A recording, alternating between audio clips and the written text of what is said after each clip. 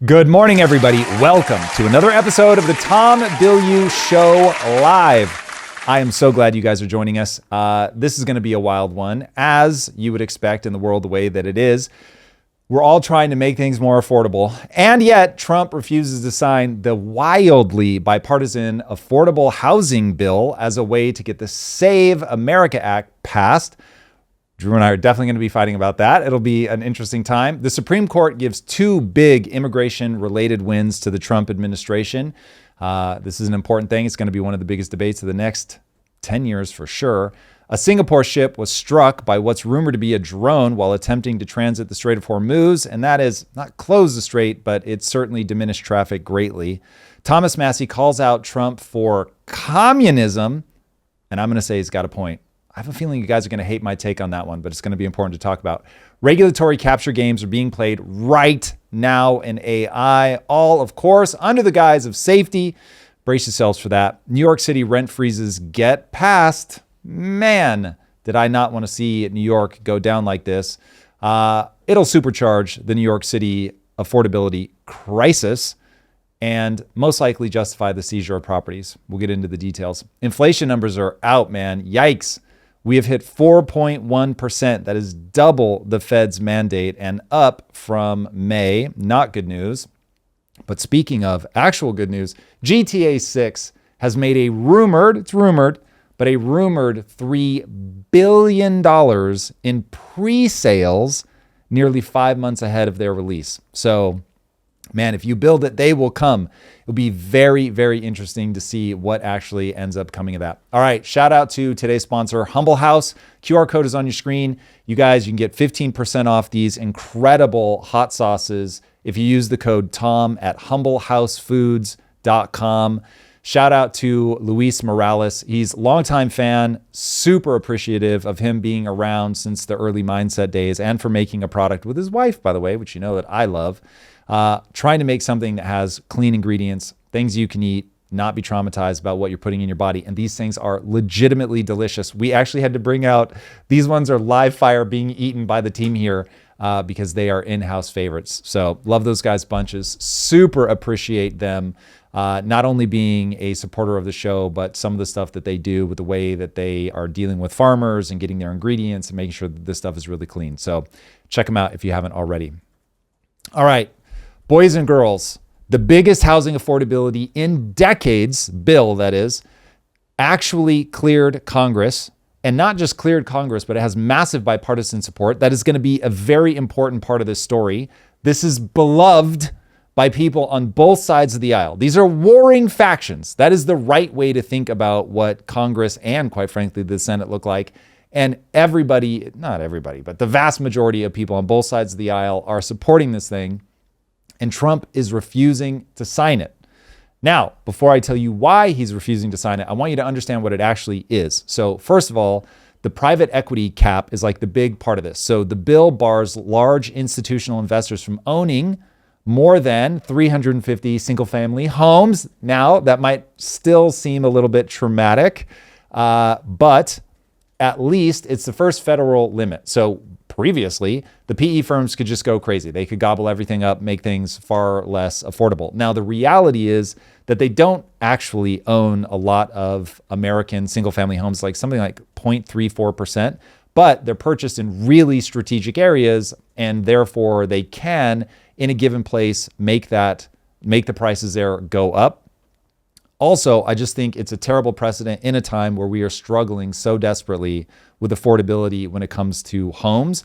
Now, the thing that I love about what's happening here is that there's actually a lot of incentives to get people buying. And so you can get carve-outs for new builds. So if you're doing a new build, which is one of the things I think the bill is going to be most effective at spurring, is, okay, if I'm a PE guy and I want to put my money to work in real estate and I can't do it with homes that already exist, cool. Then if I want to gobble up more, I'm going to have to build more. Now, still may not be ideal, but boy, oh boy, is this a step in the right direction, which is precisely why you're getting this bipartisan support. So if you can trigger private equity's greed, and I know everybody hates that this is how the human animal actually works, and I know everybody is spiraling right now thinking that we've somehow got to legislate our way around greed. It won't work. What you end up with is resentment versus greed. This is a terrible battle to play out. We're going to talk more about that later today. We've got something special for you guys at the end of the show for people that want to stay late with us today.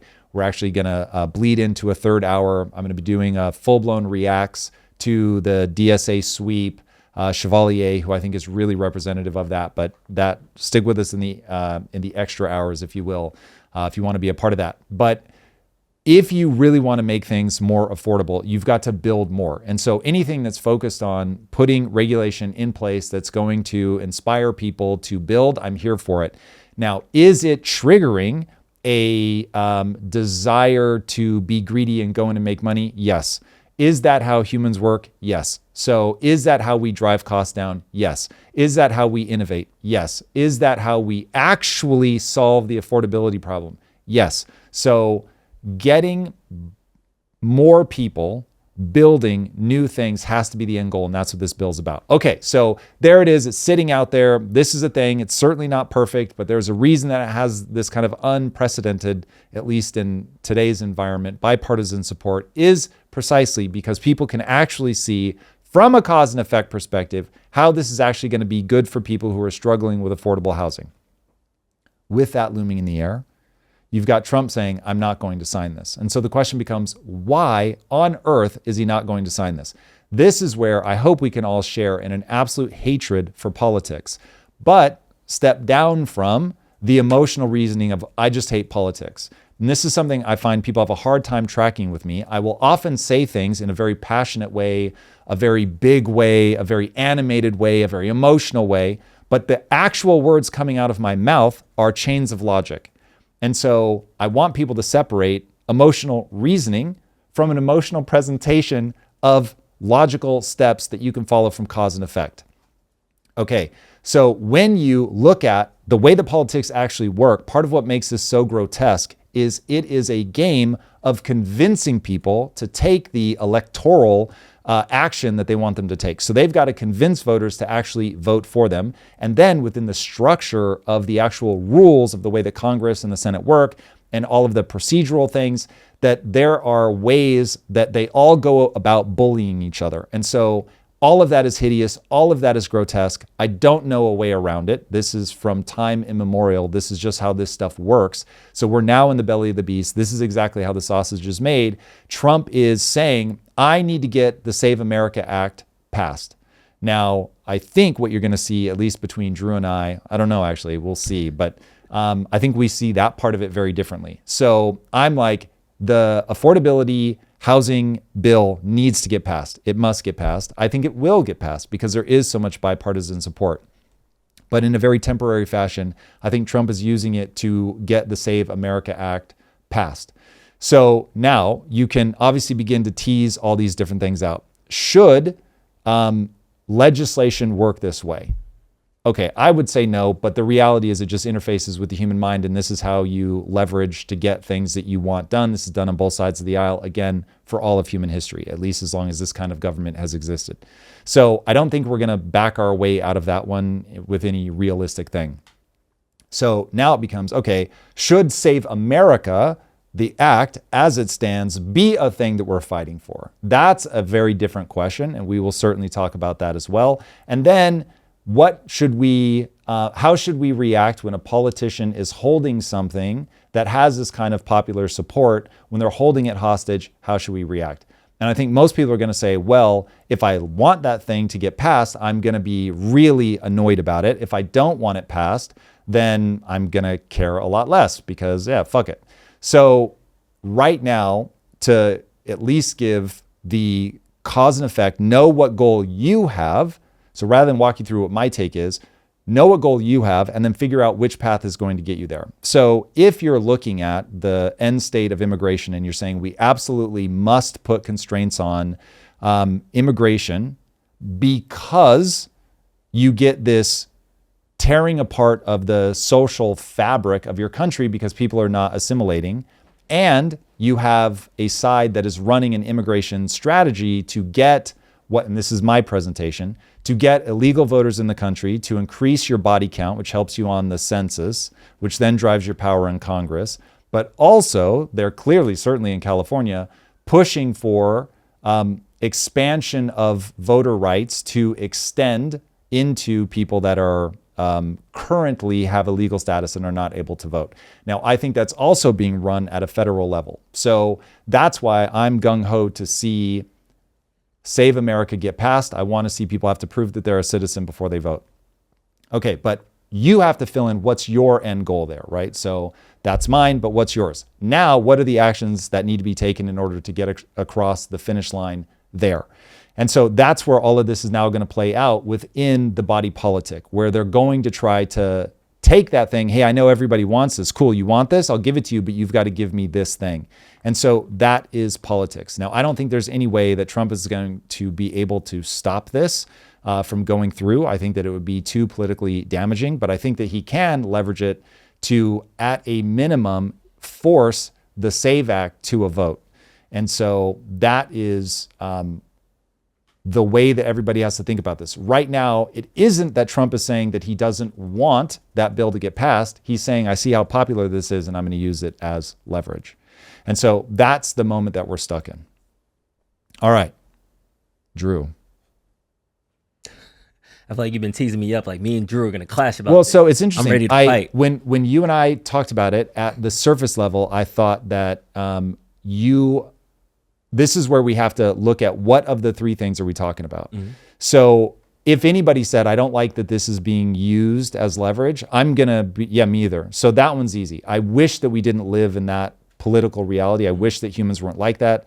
I find politics disgusting. This is one of the many, many reasons I will never be a politician. There's nothing about this that I like.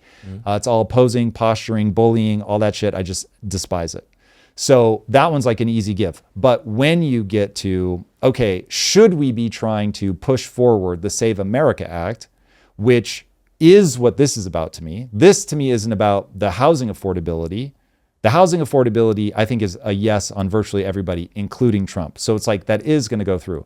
It just becomes a question of, do we use it in this moment? I've already addressed my thoughts on that. So now we get to, is Save America a thing that we actually want to see pushed through?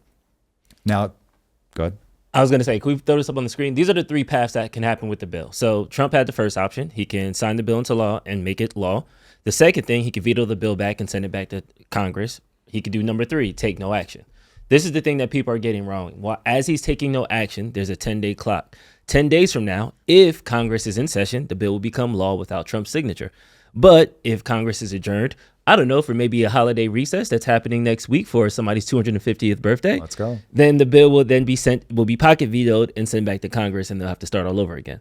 So while, yes, Trump can use this housing bill to take hostage, I'm just going to point out that we all slapped the Democrats around and told them that they don't care about country or America when they were trying to stall the budget bill because they wanted to defund ICE after ICE got the raise in funding. So it's one of those things where I'm going to be mad when you do the tactic, and then I'm going to do the tactic, and now everybody's mad at me. That's completely fine if we're realizing that we're going tit for tat. So to your point, if we're going to talk about that, we both agree tit for tat is whack. That's a bad way to run the 100%. Government. Cool. We can put that to the side. Save America Act. We talk about the Save America Act in nauseum to me. I think that this is something that we want to be correct. So we're finding evidence and things that we're putting in there to try to justify it. But there has been federal lawsuits. Dominion Voting has got paid out by two different people, Fox News and the My Pillow guy. No, they dropped the lawsuit against My Pillow. It was settled. It wasn't a drop. It was settled. Interesting. How much did they pay him? It's undisclosed amount. You love when it's an undisclosed amount. And then My Pillow guy is now talking about I'm running out of money going from bankruptcy. He was trying to clear all that pipeline because he's running for governor. Right. So it's one of these things where when we're fighting it in the court of public opinion on X, everybody sees thousands of voter fraud everywhere. When it's time to get it to the court, from the Georgia Mail drop where Tulsi Gabbard was in the, I was about to say DNI, Tulsi Gabbard. She was in the back of the SUV with all the boxes, and they stole them at the middle of the night. And the governor, the overseer of the voters in Georgia was all mad, like, hey, guys, I want my votes back. And they had them, and it's been 6 months and nothing happened from that. So again, I want this to be a fair and safe election. I want everybody to have a good election. I think gerrymandering is a way bigger problem than voter fraud because we're actually seeing the results of that. We're actually seeing people lose their seats. We're actually seeing people lose primaries. We're actually seeing the fabric of the Senate and the House being changed based off gerrymandering laws. Whereas with voter fraud, as much as we want this to be a thing, all it's been so far is vibes and emotion. Okay, so just to make sure that we're tying it back to the Save America Act, are you saying, hey, one, I hate that we're using this political process, this gamesmanship of leveraging against something that basically everybody wants. We're holding that hostage. I hate that. And the very thing that they're holding a hostage for, I think is garbage anyway, and we shouldn't be doing it. The thing that we think we're solving, the commie takeover, would be directly like extinguished if more people can afford housing. The reason there's so many socialists going on right now. Hold on, because you're fractaling. So that's a very valid point. We'll get to that. Copy. But I want to walk people through. If anybody's trying to figure out how they think through this, Got it. this is something I find that people do a lot. Is they won't resolve one issue before they move on to the next. So we have like real agreement on the political process sucks, but we're trapped, and so here we are. Yep. Then we've got Save America Act, yes or no, because that, to me, this whole thing is about Save America. Now you have another very valid point, which is gerrymandering is a bigger problem, but this battle isn't about gerrymandering. This Save battle America is about specifically. Save America specifically. Even in the Save America Act, we have men and women's sports, we have transgender mutilization. So if a very smart democratic person can take that and say, is transgender mutilization, child surgeries, more important and a bigger issue than the housing unaffordability crisis?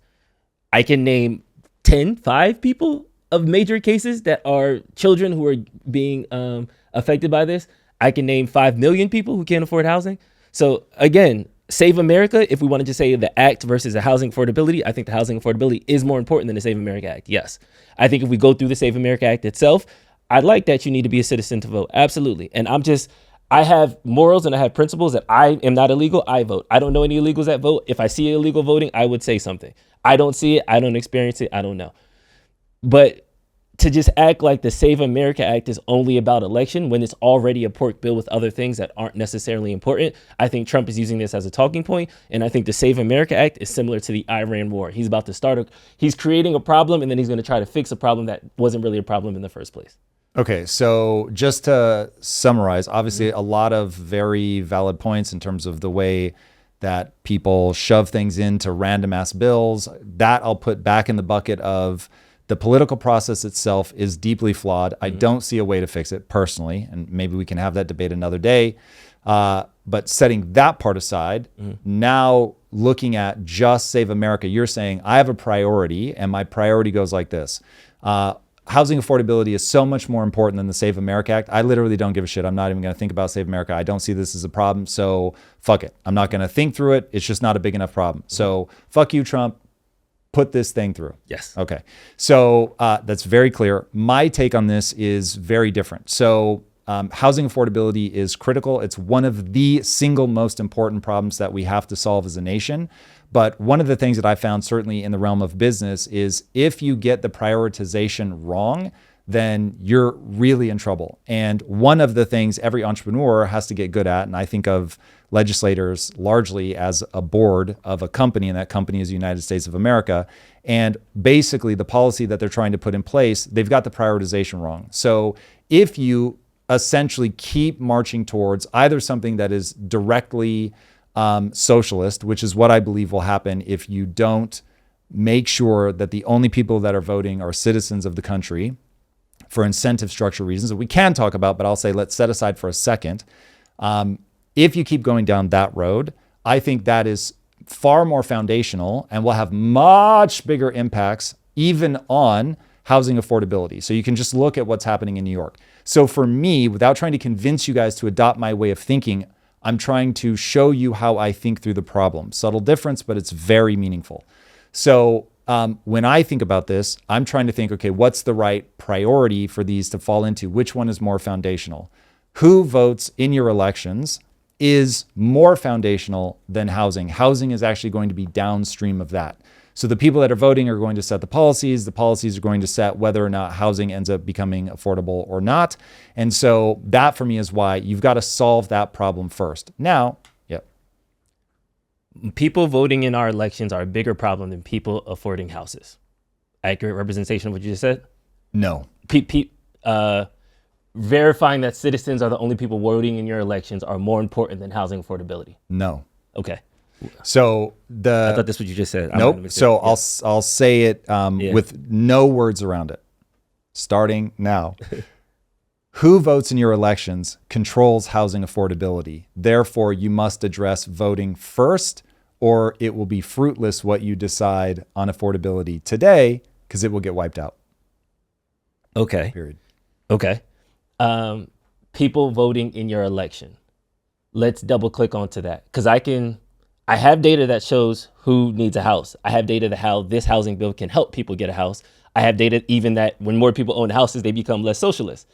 But I don't have data on illegals voting in the election. So how do we do that part? I do have some data, and this isn't necessarily on illegals, but this is on people who are typically lumped into the illegals group voting in favor of Trump, primarily. I do have those if y'all want those numbers. Sure. So, and this is specifically border towns. So Starr County, Maverick County, Webb County, and Zapata County, which all covers Rio Grande City, Eagle Pass, Laredo, and Zapata, all ranging from 95% to 100% Hispanic. Let's just say for the sake of the argument that illegals are voting in this.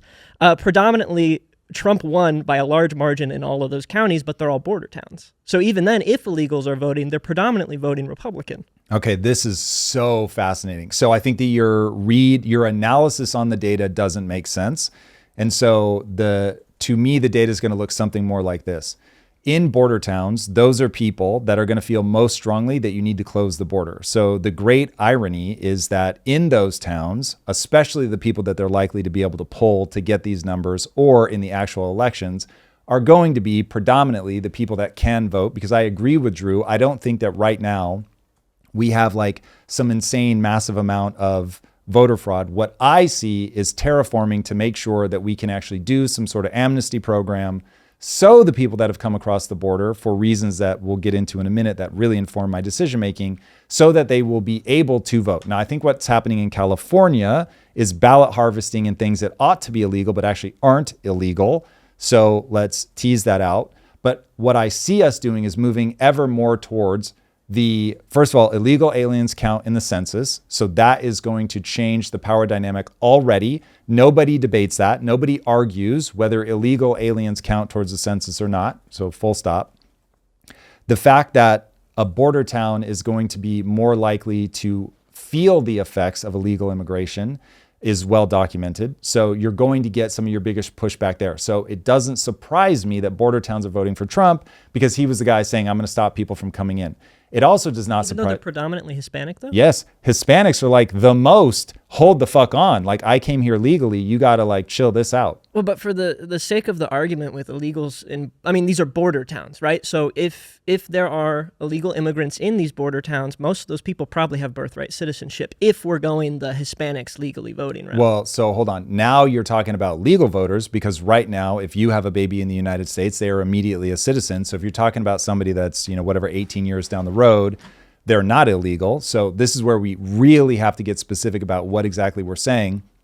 But when you start looking at the data, and I don't want this to be the full derail, because I think we can address this at the level of thought experiment rather than getting lost in the weeds, but just to close the loop.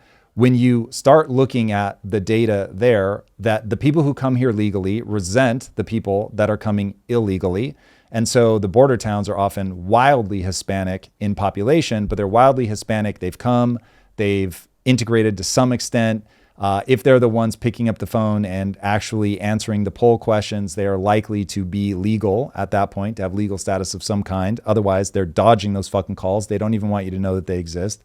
And so the fact that creates this appearance that, immigrants lean Trump, is going to give you a very different picture than people that came over the border over the last 4 years, because they see that we have good services that in places like California apply even to illegal immigrants. And the governor of California is making mouth noises as aggressively as he can to say, not only like, we're going to fight for your rights, we're going to make sure that you get what you need. You've got the same thing coming out of the DSA in New York. We're going to fight for illegals, whether you're temporary protected status or not. We're going to make sure that we protect you from the recent immigration Supreme Court decisions. So there's a complex issue at play. Now, pull back out to the just what are the likely motivational factors. Like, show me the incentives, I'll show you the outcome. So if you have a country that has incredible services for people and you just need to qualify for those services, of course, if somebody says, hey, the wealthiest nation on planet Earth has open borders, come on in, you're going to get a lot of people coming in. We know that millions of people crossed the border in the last 4 years alone. And then The border's been closed for the last 2 years. The border's been closed for the last 18 months. I'll grant you that. I certainly won't give you the last 2 years. Arguably it's been And then, closed. hold on. since the 2000s. Ask yourself, what?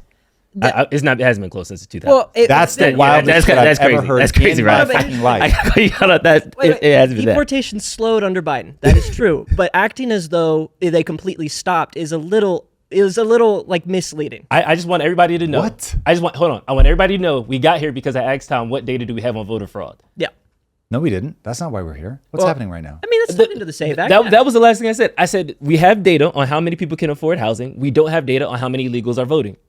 Yes, and the thing that I'm trying to make abundantly clear for everybody is you have to tease all of these into separate things you can talk about. And I said, I don't think that we have a major illegal voter problem. That's not what I'm worried about. What I'm worried about is the incentive structure, which is what I'm walking people through now.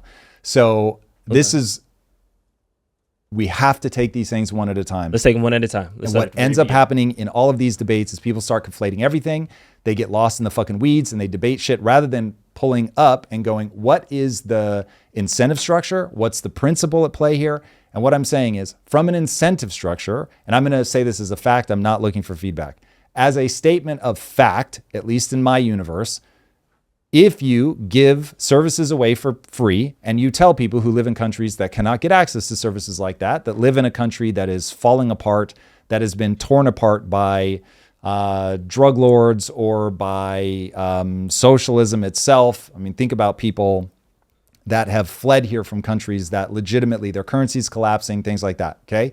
They're coming in and it is a legitimately better life. Now, the problem is that when you do that, you have this thing called the census. The census drives your representation in Congress. And that census does not ask whether you are here on vacation, whether you're here legally, whether you're here illegally, just says how many bodies are in the state.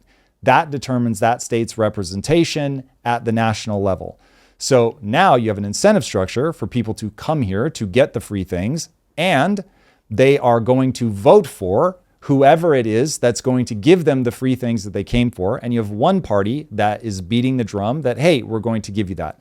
So we've seen this play out in California. You can look at the litany of credible scholars that say the big mistake in California in terms of it becoming a one-party state was when Reagan gave amnesty to all of the immigrants that had come before.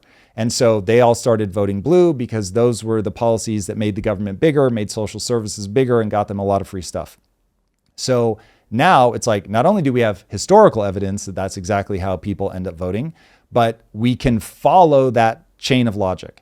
And so what I'm saying is, as you look at the beats of that chain of logic, you've created an incentive structure where California grows more powerful at the national level, the more people that they can get into the state, and that the people that get into the state to grant them that power are incentivized to continue to vote for them because of the policies that they're running, which is more tax dollars, more free things, regardless of status.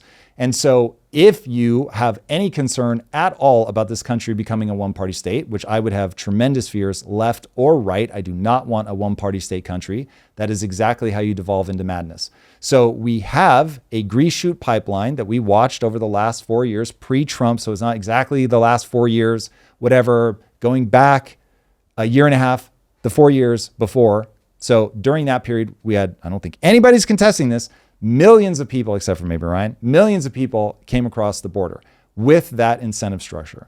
So now I'm just saying, hey, given that we know that you have places like California that are saying we want to get these people legal so that they can vote. We have places like Minnesota saying the same thing. You've got a national opportunity to say only citizens can vote. That's how it already is. Let's just formalize that. Let's make people prove that they're actually a citizen. And that to me is exactly what you need in order to avoid becoming a one-party country, which would be, in my opinion, an absolute catastrophic disaster. Okay, that is the cause and effect sequence of like logic. Now, if there's a beat of that logic, not that there's something more important or whatever, which we can absolutely talk about after that, but if there is a beat in that logic where it's like, no, that is a fundamentally wrong assumption, hit me. A fundamentally wrong assumption. TPS status was just ended from the Supreme Court. Birthright citizen is going to be ended under Trump. The border. But I didn't talk about any of that. So what do you mean? You're just saying that 2 million people came over the border illegally. They're going to get amnesty from like a Reagan-esque legislation, and that's going to turn them into citizens. What I'm saying is Not citizens, but people who can vote. Yes. The people who are now here who would be eligible for that, TPS, the TPS temporary protected status. That's like the people that are on the radar officially. That's a fraction of those people. Sure. Yes. Those people are not able to get amnesties. Birthright citizenship. The second wave of people who are illegals who come over the border, who have babies in there, now those kids are citizens that can then vote 18 years from now, even though the housing bill would help people today. We're talking about an 18-year problem. I just want everybody to know that. So the birthright citizen thing, that's going to get overturned by Trump as well. Maybe. We'll see. That it's going to. He's 4 for 4 on the immigration with the Supreme Court. And the Supreme Court is mostly conservative. It's a conservative. Okay, so wait, what I hear you saying, correct me if I'm headed in the wrong direction, is that, hey, what's really going on here is we're solving the problem by other means. So why put the amnesty issue fear that you have, that was true in the 80s under Reagan or 70s, is not true currently because the Supreme Court leans right in the right policy that is leading that Supreme Court. Was my summation incorrect in some way? Yes, because your fear of the history repeating is not repeating because we're breaking those things that would. That's what I just said. So here's what I hear you saying. Okay. That, Tom, you don't need to worry about this because the problem is being solved by another method. Yeah, and I was listing those methods, yeah. Yeah, but I'm just saying there's nothing wrong with what I hear you saying, correct? That is what you're saying. So I don't believe in any way, shape, or form that is going to clean up everything. And I don't see why we wouldn't just say, hey, given that it's already the law that only citizens can vote, why would we not want people to prove that they are in fact a citizen? This is now, we're moving to a second point because we finished that first point. That's my whole point. Your initial fear was that the illegals that cross the border will get amnesty and then they will do that. Yeah, that is. So we just solved that. That's the problem that we're trying. No, we didn't. What I'm saying is, I hear you saying that, and I'm saying it won't be effective. So let's say that mops up some percentage. It's unknown. I could give you an answer, but it would be completely made up. Okay. But it seems like in your mind, the base assumption that you're running is that these new Supreme Court decisions clean up 100% of that problem. And my belief is not only is that not true, that I don't even think that the government has any sense of exactly how many people have come in. So people that have a formal status like temporary protective services, those people are recognized. And if you were saying, man, I really hate that the people who did the right thing by actually coming in and saying, oh, you have this TPS thing, I would like to take advantage of that. And those are the ones that we're booting out first. I get why that would rub you the wrong way. But for the Supreme Court, they also got asylum seekers, people who came in through the border, who came over the border, who then said, now we just came in over the border. Now we're seeking asylum. We're in these detention centers. Those also a high fraction of people that came over. For you, what percentage of all the people that have come across the border for decades, what percentage do you think get cleaned up by that? It's the same answer that you just said. I can't give you an answer because it'll be arbitrary. Sure, but if at least we understand that you think that percentage, the way you're looking at me is as if you think that percentage is like dangerously close to 100%. Because I'm looking at you because you said your biggest fear at the start of this conversation, part 3 of the conversation, was that amnesty for asylum seekers that then converted into voting members of the populace. Yep. That was your biggest fear. And I'm saying there are Supreme Court decisions that are happening now that are making sure asylum seekers are sent back. Yeah, we got to that part. So where you and I are disconnecting is on our base assumption about what percentage of the problem that cleans up. You're saying 10% of that cleans up. There's still 90 people that are going to be. That's ballpark. I don't have the data. But so then those 90 people are now coming in illegally. They didn't get any government services because if you got to government services, you'll be on one of these logs. They do get government services depending on what state they're in. But they'll have to be on those logs though. So that's what I'm saying. So What do you mean? On one hand, you can't say that they're getting government services, but the government doesn't know who they are. If they're getting government services, they have to register as illegal. And then if they're registering as an illegal, then they are then being identified. So now we've just encountered another base assumption. So one, I think there's going to be plenty of identity theft that exists in that, where people are using social security numbers that don't belong to them. And then two, you've got people that like in California or Minnesota or increasingly New York, where they are actively trying to make services available to people that don't have any kind of documentation at all.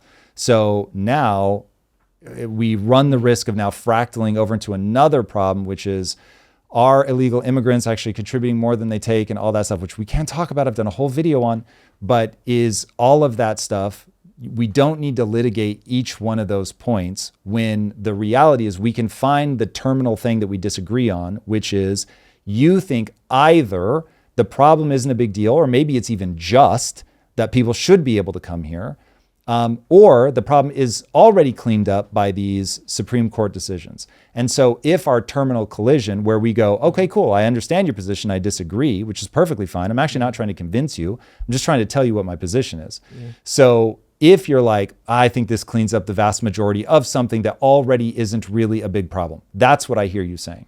And so that, to me, if I'm doing theory of mind, I'm like, oh, I understand why you think what you think, because I think your argument goes like this. They are holding up affordability, housing affordability, which is a far more important issue, and it's immediate, because you were like, this other thing is like an 18-year problem. Like, what the fuck are we even talking about? So you've got this immediate thing that could alleviate a real pain point. And so I don't even know why Tom is making me fucking talk about this. This is ridiculous. And so it's a non-problem to start, and it's already being cleaned up by this other thing. And so that's like, cool, I can lay out your string of logic. It has internal consistency. I just disagree with multiple base assumptions that you have. That it will get cleaned up, that the Supreme Court is going to do its job. Correct. I don't think those things will have the impact that you think they will have. And so if you were to map me, just as I can't point at you and go, oh, that's an inconsistent string of logic, you, I don't think, can point at me and go, that's inconsistent. I'm not being inconsistent. You just don't agree with the base assumptions that my argument rides on top of. Got it. Okay. That's and better. So at that point, we go, cool, we understand each other and we don't agree. And that's perfectly fine. To me, that's what people should be trying to do, is say, what does that person actually think? And this will be for people that stay with us into the extra innings today. One of the things I'm going to be talking about with Chevalier is that she will not tell you her actual string of logic. She's a brilliant politician. Holy Jesus. But she's not going to actually tell you the string of logic. And so you're going to have a very hard time following her on purpose so that she can keep you in the realm of emotional reasoning rather than go, wait a second, now that I know what your base assumption is, I can say, I disagree with that wholeheartedly.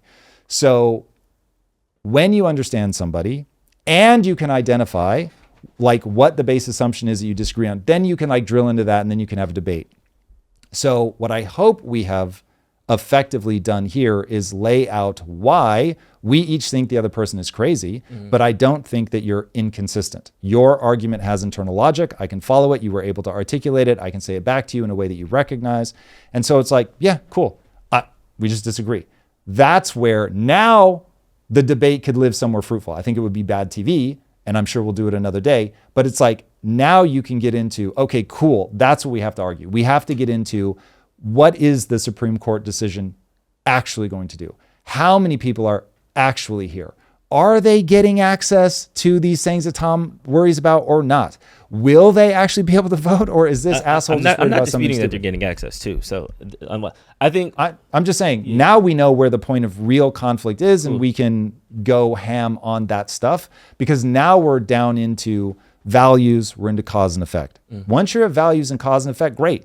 Part of what I think is valuable about this show is that you and I, we overlap on values enough that, and I'll only speak for myself, I have tremendous respect for you. So I like hearing the things that you think I'm wrong about. It helps me sharpen my own thinking. I'm never trying to convert you over to my value system, because I think that you're an intelligent, well-intentioned person who's close enough to the middle that I'm like, yeah, if we had to hand over the country to you, you would, 10 years from now, I would still recognize the country, still be stoked to live here. So like, that's the perfect kind of person that I want to debate with. So if as a show, we can bring that to people and show people, look, find out their base assumptions, figure out what they are. Do they have internal logic that coheres or not? If not, then you can say you're not making any sense. If yes, then it's like pull forward the base assumption where you collide and say, is this values or is this cause and effect? If it's cause and effect, then we can do a historical assay essentially and look backwards and go, okay, what would a historical audit of that belief tell us, right? Which is exactly what I'll do when we talk about Chevalier and Hassan. Is like, I'm just going to run a historical audit of their belief system and go, well, how does this fucking play out? And so that super fruitful, everybody can make progress. You can find your way forward. So from that perspective, this to me is a great example of you set out the base assumptions and now you can go deep into those. With how long we've already talked about this, we won't be doing that today, but I think is very one thing I'm contractually obligated to say. Martin Luther King wasn't killed because he set black people free or gave them voting rights. Martin Luther King was killed because he started to talk about poor white people, poor gays, poor black people, and how we're all fighting the same thing. So right now, we are talking about illegals that are quite possibly here. We don't have a number. We don't have a percent. We don't have data. We don't have anything to actually show it. All we have is Elon Musk retweets. We have boxes in the back of a van, and we have California, and we have Spencer Pratt bitching on Twitter. So we have actual people who can't afford houses. We have actual people who are on the streets. We have actual people who are working middle class. You and your girl both working. You got 2 kids, but you're stuck in an apartment. This bill will get you into a house. But no, because we have to stop this thing that we can't quantify, point out, talk about, or person. So as much as I am with everybody, I want everybody to thrive. I want everybody to have a good life. But please don't sacrifice your opportunity and your good life for the boogeyman that somebody else is telling you is coming and it's on this way and it's coming to take your stuff. Because you don't have stuff now. So don't fall for the fact that they're coming to take your stuff. You don't have the stuff now. Okay. I'm contractually obligated to say the following. Please understand that your ability to accumulate wealth is on the other side of making sure that only citizens vote. And if you make the mistake of allowing people that have an incentive structure to pillage your economy, you will find yourself being unable to afford anything. And so if you want to see it all go to hell in a handbasket, then feel that because the economy is broken for a reason that has nothing to do with what we're talking about right now, that you're going to vote to let more people in, not understanding exactly how that's going to play out from a cause and effect. Now, everything that you want, including affordable housing, is downstream of who you let vote and what their incentive for what they vote for. All of that is going to be determined by who ends up being able to cast a ballot. Okay. With that, now to talk directly about affordable housing, I will say this. You have to fix affordable housing. If you don't, you're dead in the water. And so if Trump is dumb enough to actually let this bill die, there's no universe in which he or anybody that's ever known him is going to get reelected. So you have one of the biggest problems that you have right now is you have through banking and politicians, deficit spending, you know the drill, you have made houses unaffordable because houses are an asset and they inflate like mad as you run the inflationary regime that we are running right now. But that is a banker-politician problem. So bankers, politicians have created a wealth siphon through which they steal wealth from everybody, the rich, the poor alike, but they only give back in a way that benefits people who understand assets. So those people just get richer and richer. Okay, so given that, what do you have to do to solve the housing affordability problem? Is it that you freeze rents like they have done in New York? And I will say, if that's your hypothesis, every hypothesis makes a prediction. So if you think freezing rents is actually going to make rents cheaper, then I would say do a historical survey and see if that ended up being true. Where rents were frozen, did rents get cheaper or did they go up? And the answer is this experiment was actually run in New York in the 60s and 70s. And what ended up happening was the Bronx turned into a third world country where the building owners burned the buildings down because it was easier to get the insurance money than to try to upkeep the building, because buildings are a business. And once you try to control prices, remember, the president of Cuba just admitted trying to control prices from the top doesn't work. It ends up creating shortages, okay? Somehow people think because housing is a quote unquote right, which is already absurd, but they think that it's not a business somehow. It is a business. And so it requires all kinds of upkeep, which costs all kinds of money because nobody works for free and you're just as impacted by inflation and things like that as anybody else. So as you're running your business of owning a building, you've got to be able to do what you think is right to keep that business afloat. And if you're not good at the business of running the building, then you will go broke, you will lose the building and somebody else will get it. So when we ran this experiment in the very city that's trying to run it now, the result was so catastrophic that 20 years later, they unwound virtually all of it. So we see this play out time and time again. Freezing rents is stupid. It is exactly the same as trying to control the prices at the grocery store or, as Trump is trying to do now, at the gas pump. It's completely asinine. It doesn't work. History is abundantly clear on this. What you do need to do is build.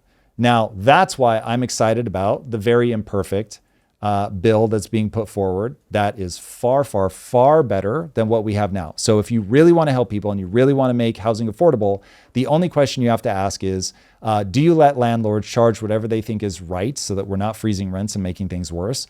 And do you let people build? Because what you need is more inventory. Once you have more inventory, then all of a sudden the prices come down. It really is. I know that this is one of those things that's so simple that people lose sight of it. It is just supply and demand. And so if you artificially limit supply, which you do through rent freezes, rent controls, et cetera, the prices don't go down. They go up. Fewer people can actually, because you can just keep the price. Let's say you just keep the price. Cool. Then you create a black market. And so people will start subletting and things like that to try to turn a profit. They're not supposed to. It's illegal, but they'll do it anyway, which we see over and over and over, because that property becomes so much more valuable because the supply is artificially constrained because the business owners can't make money and or they're not even allowed to build. And so now you're in a position where you've disincentivized investment because they know that you'll put them in a trap where they can't afford to run that business of owning the building. And you put them in a position where they don't want to build because they don't want to end up in that state. If they do end up in that state, they can't take care of the building anyway. And in New York right now, they're threatening to confiscate the buildings if people can't upkeep them to the level that they decide. So it's complete and utter madness. And that's why I'm saying all of this stuff is downstream of what you vote for. So be very careful what you vote for. Can I also clarify so my ass doesn't get eaten up in the comments, my stance? I was including Title 42 expulsions, chat. in my argument. If we're just talking pure deportation with actual legal crime, yes, that Biden era is lower. But I included Title 42 because Trump enacted it and Biden carried it on until he had to rerun and wanted to look better for the left. That was my claim. But just to clarify for the chat. Are we hitting the Supreme Court or is that getting cut for time and we can move on? No, let's go. Okay. All right. Do you want to do super chats first? I'll come back to super chats. Yeah. Super chats, I love you guys. We'll be here for a third hour. Hang out. Okay, there has been 4 Supreme Court decisions that have been passed down. This is from the Midas Touch. They just listed them all out one by one. Number 1, Monsanto versus Darnell. The court ruled that Monsanto is shielded from cancer victims suing over Roundup. Federal pesticide laws block states from requiring cancer warnings on label. Number 2, Wolford versus Lopez. The court struck down Hawaii's law requiring permission to bring guns into private property that is open to the public, like stores, restaurants, and hotels. Number 3, Mullen versus Al Otro Lado. Asylum seekers stopped at the border or turned back in Mexico. The court says you haven't arrived in America yet, so no right to apply for asylum. This was the thing I was talking about earlier. And number 4, Mullen versus Doe. The conservative majority ruled that the Trump administration can end temporary protected statuses for migrants fleeing violence and natural disasters in Haiti and Syria. These were the people that downloaded the app that wanted to come over. And you're saying it's unfair that they get grabbed when they did things the right way. I did not say that. No. So what do you mean by these are the guys that downloaded the app? The TPS status is connected to the app. But why bring up the app? There's a reason you made those sounds. The app is to people to deduce between who's an illegal alien who crossed the border and what this temporary protected status means. Because for temporary protected status, you had to apply. You download the app. Those are the people that came over. No, all this is. I'm just. My base assumption is that you brought that up for a specific reason to make a point that these guys are in a different class. If it was purely meant as, Trust me, Brian, I'm not trying to get you. No, I don't think that's aimed at me at all. Yeah, I wasn't trying to. Yeah. So I have a base assumption. People make sounds with their mouth specifically to communicate something. I find that they sometimes don't know why they're making those sounds to communicate it. It's entirely possible that I'm reading you wrong, but here's doesn't matter. Cool. Misunderstood. Okay. Here is what I will say about temporary protective status is obviously it is inherently temporary. Mm-hmm. So if it was meant to be this is temporary because we expect 100% of you to be migrated over to full-time status, then I would get why people feel betrayed.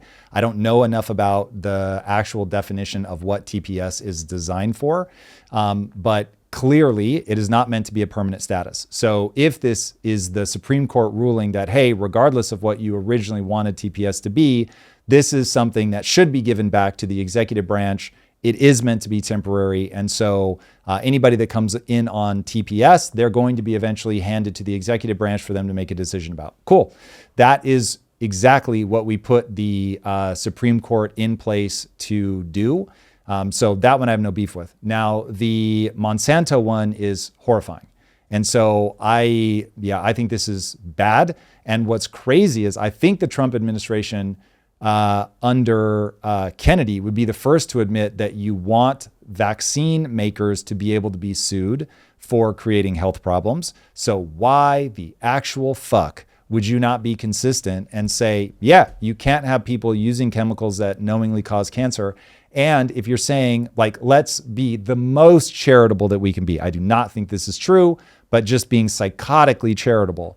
If you're like, we won't be able to produce enough food to have caloric security for our population unless we use this thing that is a slow, long-term carcinogenic. So yeah, we just can't have people suing because this is the only way to support this population. That would be like the only plausible argument. But even then, I think you have a moral obligation to say, hey, we're going to use it. But the cancer warning is like the biggest thing on the bag, much like with smoking, where you can't look at a fucking pack of smokes without seeing like a black lung, right? So yes, because I don't want somebody who's working on a farm to not realize that this thing is cancer causing. I want them to be able to take all kinds of precautions up to and including going to their employer and saying, if you don't give me one of those radioactive jumpsuits every time I'm out in the field, you can fuck right off. Yeah, I'd be all for that. Dope. Love it.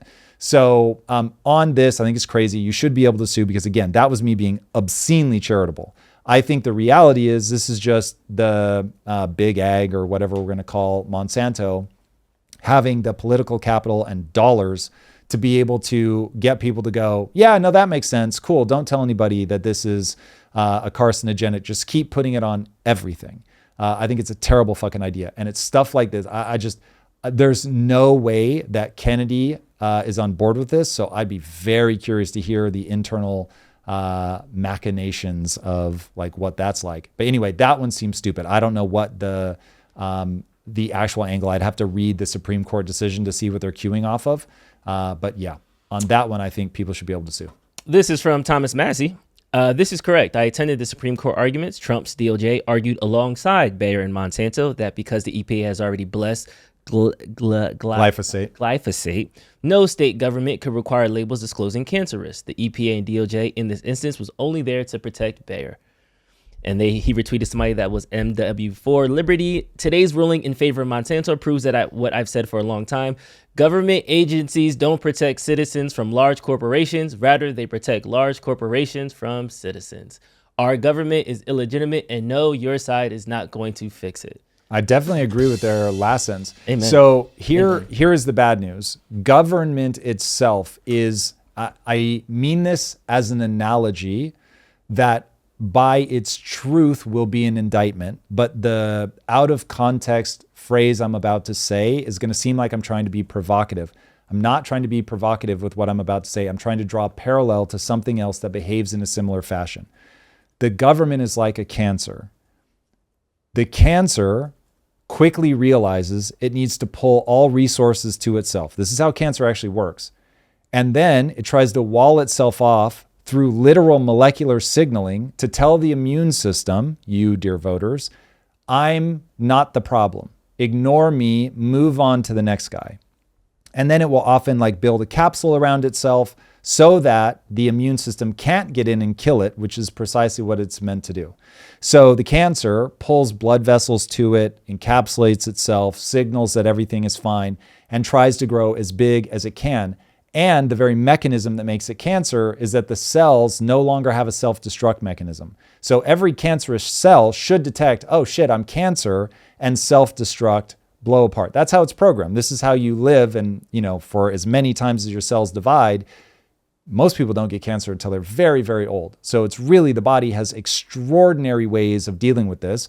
And one of the scary but sort of fascinating things about human biology is all of us have a tiny bit of cancer in us all the time, but the immune system tracks it down and kills it. So when the cancer gets to the point where it no longer has a self-regulating mechanism to stay small, and it hides and obfuscates and lies to the immune system, pulls resources to itself and grows and grows and grows, that's when it becomes a problem. We are officially in that stage where the government is simply trying to get as big as it can for the sake of getting bigger, where you had Biden presenting all the jobs that they had hired people into the government for as if that was somehow a win, even though the government does not generate revenue, it only spends. But the wild thing is the dumb way that we count GDP, that actually gets counted. It should not, but nonetheless. So that's where we're at. Now, my whole thesis is people are confusing this moment where the government has truly become definitionally cancerous. Again, not trying to be provocative, trying to use an analogy of what it's doing.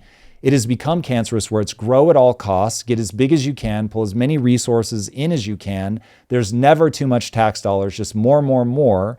And we're confusing that with free market capitalism is broken. But you've got Trump breaking free market capitalism in his way. Thomas Massie had another banger accusing Trump of communism. Queued up. Very accurate. That's the terrifying part. So if we cannot recognize that the government behaves in the same way that a cancer behaves, and that's why when people vote for bigger government, more services, I'm going to have a knee-jerk reaction that it's a terrible idea. I don't care if it's coming from the right or from the left. Because the very thing that America is getting sick from is that cancer. So we're confusing it with something else, as people often do. They don't realize that the thing that's making their back hurt is actually lung cancer. They're completely confused by it until it's far too late. And so that's the phase of America that we're in.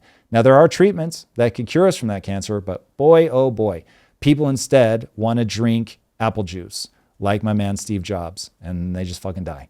So unfortunately, that's the path that we're choosing to take right now. We don't have to, and hopefully there's intervention, there's plenty of time, and we can all back us off, but currently we're not. So with that, Thomas Massie, take it away.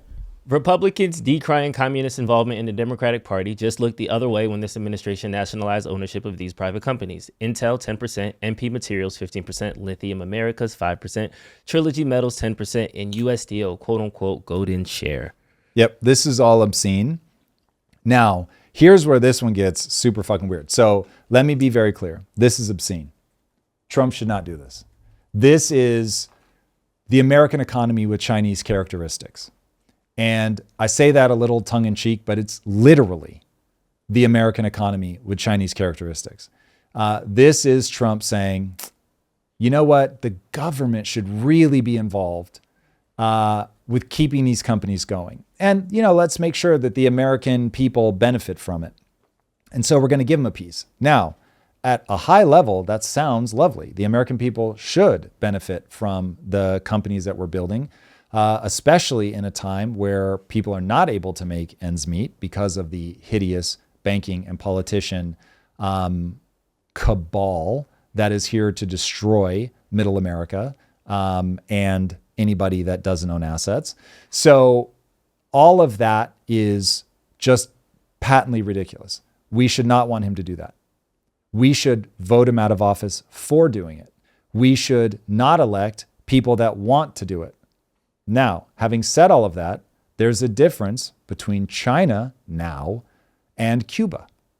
And oh God, if we keep going in this direction, the thought that in 2028 we're going to be voting for, do we want to be more like China or more like Cuba? That is fucking wild.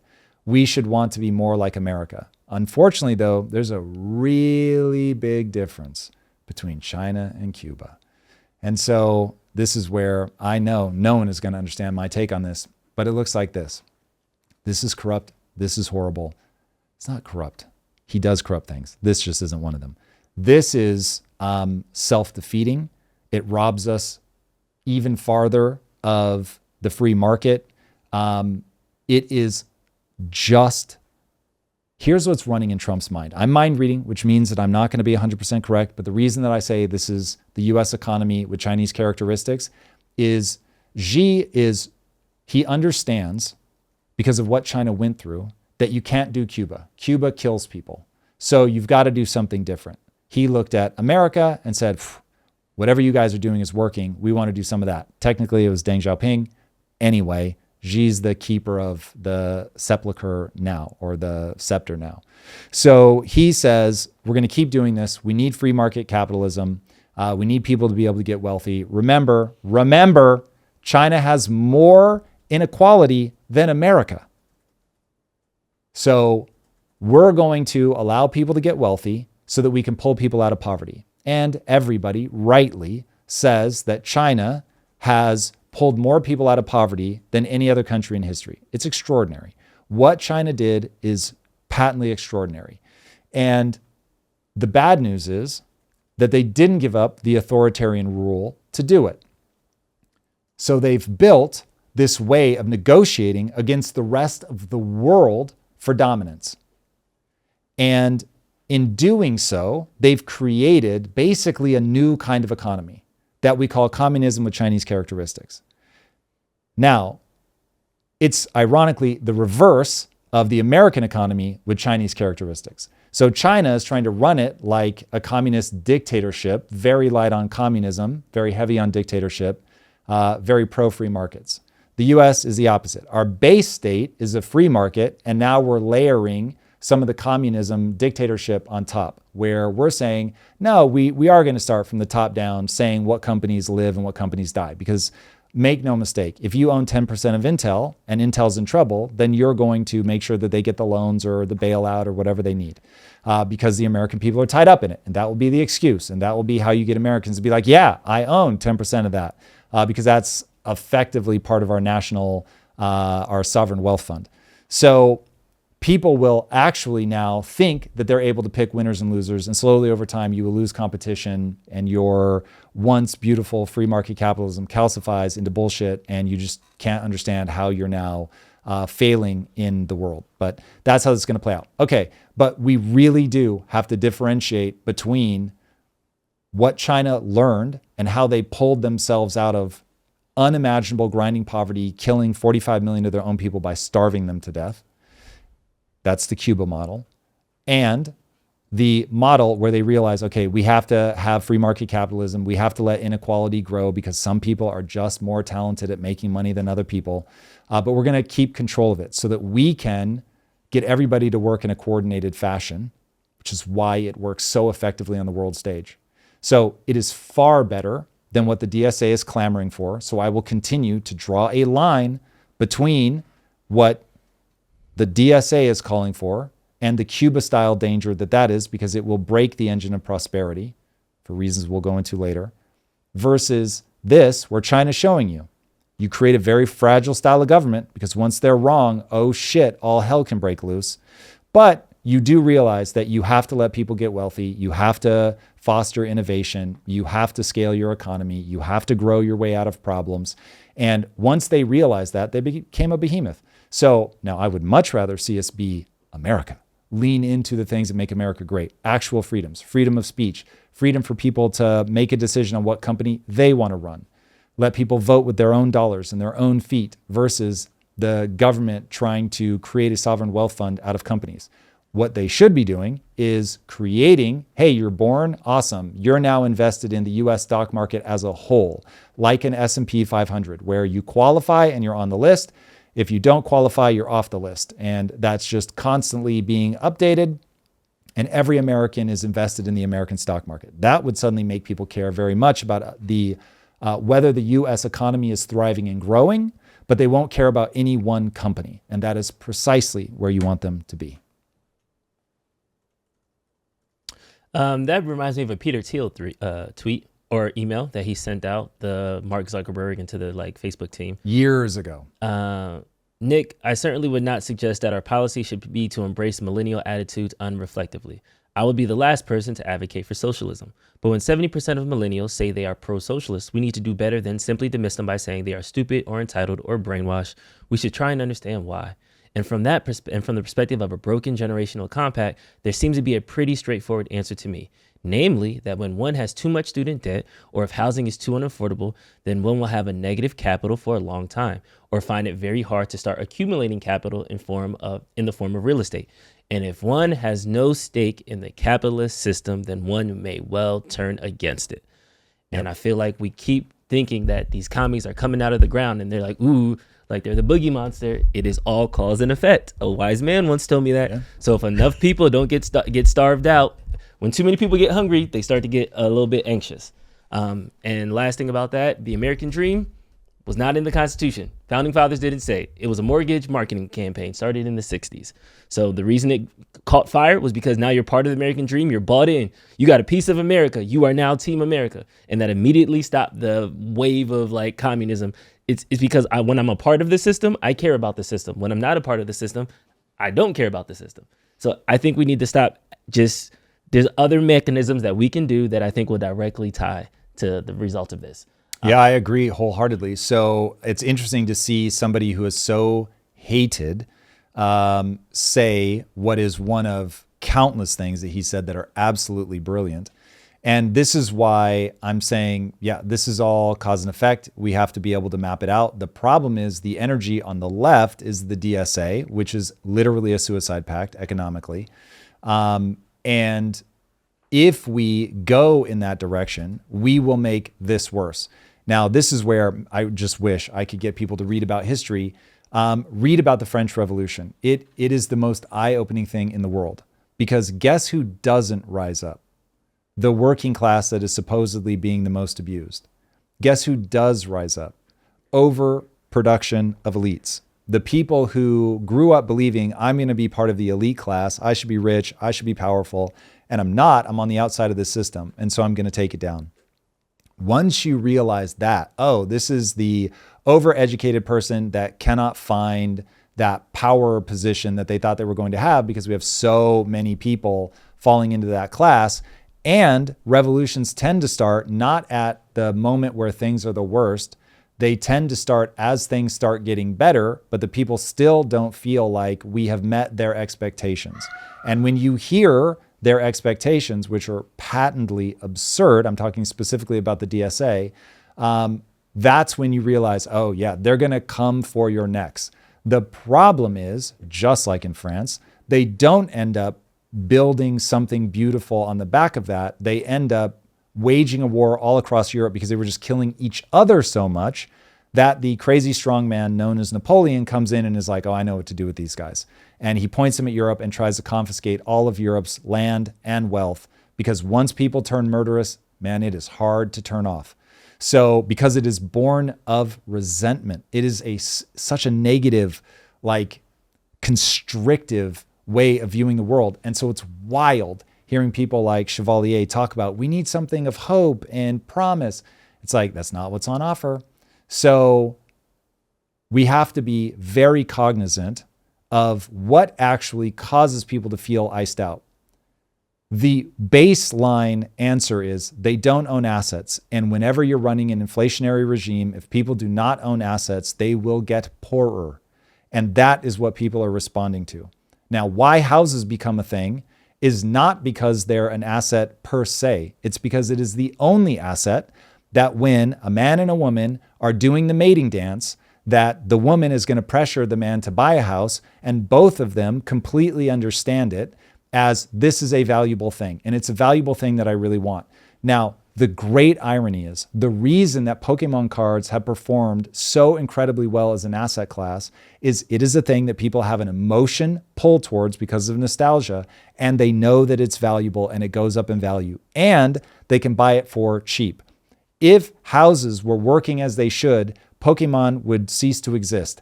That is where people go when they want a thing that they have an emotional response to, that they can buy, that happens to become an investment. Humans are emotional creatures. You buy a Pokemon card because you have an emotional response to it and it can make you wealthy. You buy a house because you have an emotional response to it and it can make you wealthy, or at least allow you to store money. It is the one asset you cannot break. You cannot break houses. Houses cannot become unaffordable. Now, I don't think people understand what happened after World War II. And so people will often bring it up as like, look, we got everything right. And now we're a bunch of morons. It was a very different time. It is a great way to test, to see what would your philosophy have looked like back then, and to ask, do you have the same setup that we had after World War II? But people are really going to have to get deft. Like if we actually want to cause and effect our way out of these problems, you have to understand why things worked so well in the 50s and 60s, and why this moment is not like the 50s and 60s. We have a different problem, but we can learn a lot by why things felt so good. Namely, that people were getting, in real terms, they were getting wealthier. It is not because we had a 91% top tax rate, which is what people will tell you. And I will just remind people, on a per taxpayer basis, on a per taxpayer basis, we collect more money now by a lot than we did with the 91% top tax rate. So you're going to have to fucking contend with that if you're going to try to say this is a tax problem. This is not a fucking tax problem. This is a spending to revenue problem. You have a spending problem. You have a spending problem. You've doubled the amount that you spend at the federal level, almost like 94%, in the last 10 years. And it's not making things better. It's making things worse. So anyway, we can go down why the 50s and 60s were so dope, and they were dope, and we should try to mimic as many of those things as we can. But right now, let's just stay focused on the housing. It becomes the American dream, not because it has a good marketing campaign. The marketing campaign worked because you have a real thing. You have an emotional pull to buy that asset. I lived through this myself. I did not want to buy an apartment, but my wife really wanted one, and I wanted to get laid. And so I ended up putting myself out way over my skis, getting one of those adjustable rate mortgages, all of that, fucking dangerous as the day is long. But I did it because I wanted to impress my wife. And so that dynamic is insanely powerful because it accidentally puts you into assets. And right now, that's what we're lacking. Cool. Moving on, the Strait of Hormuz that was wide open just shot down a boat. The plan to get thousands of stranded sailors out of the Strait of Hormuz got frozen after a cargo ship was hit near Oman. The IMO has spent days working on out a safe corridor along the Omani coast for the hundreds of ships stuck in the Gulf since February. Then the Singapore-flagged Ever Lovely got struck 7.5 nautical miles off of Dahit, and the whole thing was paused until further notice. The hit came hours after Tehran told ships to stay off any route it hasn't signed off on. Over 100 days stuck in the Gulf, and the way out lasted no more than a few. And then these are some of the threats that potential vessels have to worry about: unmanned aerial vessels, naval mines, shore-based anti-ship missiles, and then unmanned surface vessels. They got drone boats, which is crazy. Yeah. So here's the bad news. The Strait of Hormuz is going to open and close for the foreseeable future. Everything that I see in the MOU, everything that I hear coming directly from the Iranians tells me we are not going to get to the end of the 60 days and have an agreement and everything's going to be hunky-dory. I don't even think we're going to get to the end of the 60 days with everything negotiated, not by a long stretch. Again, I think they are just trying to defang Trump by getting him to the midterms, making sure that he loses the Senate and Congress. And then they'll know that he'll be impeached and that he's just going to have a much harder time getting any legislation done, that Republicans who want to get elected in 2028 are going to start pushing away from him. So he'll end up being a lame duck for the last 2 years. That's, in my opinion, obviously the playbook that they're running. They are just blatantly saying Trump is saying things that just simply aren't true. Trump is then saying they're saying things that just simply aren't true. But what I see, the evidence is America is negotiating from a place of weakness.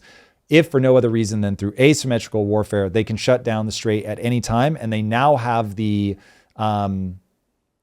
balls, just the willingness to do it. Historically, there's always been enough international pressure where Iran didn't do it. Nobody else was doing it because there are several of these straits.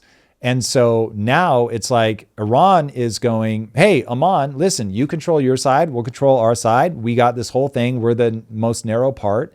And so we'll be able to patrol the entire strait.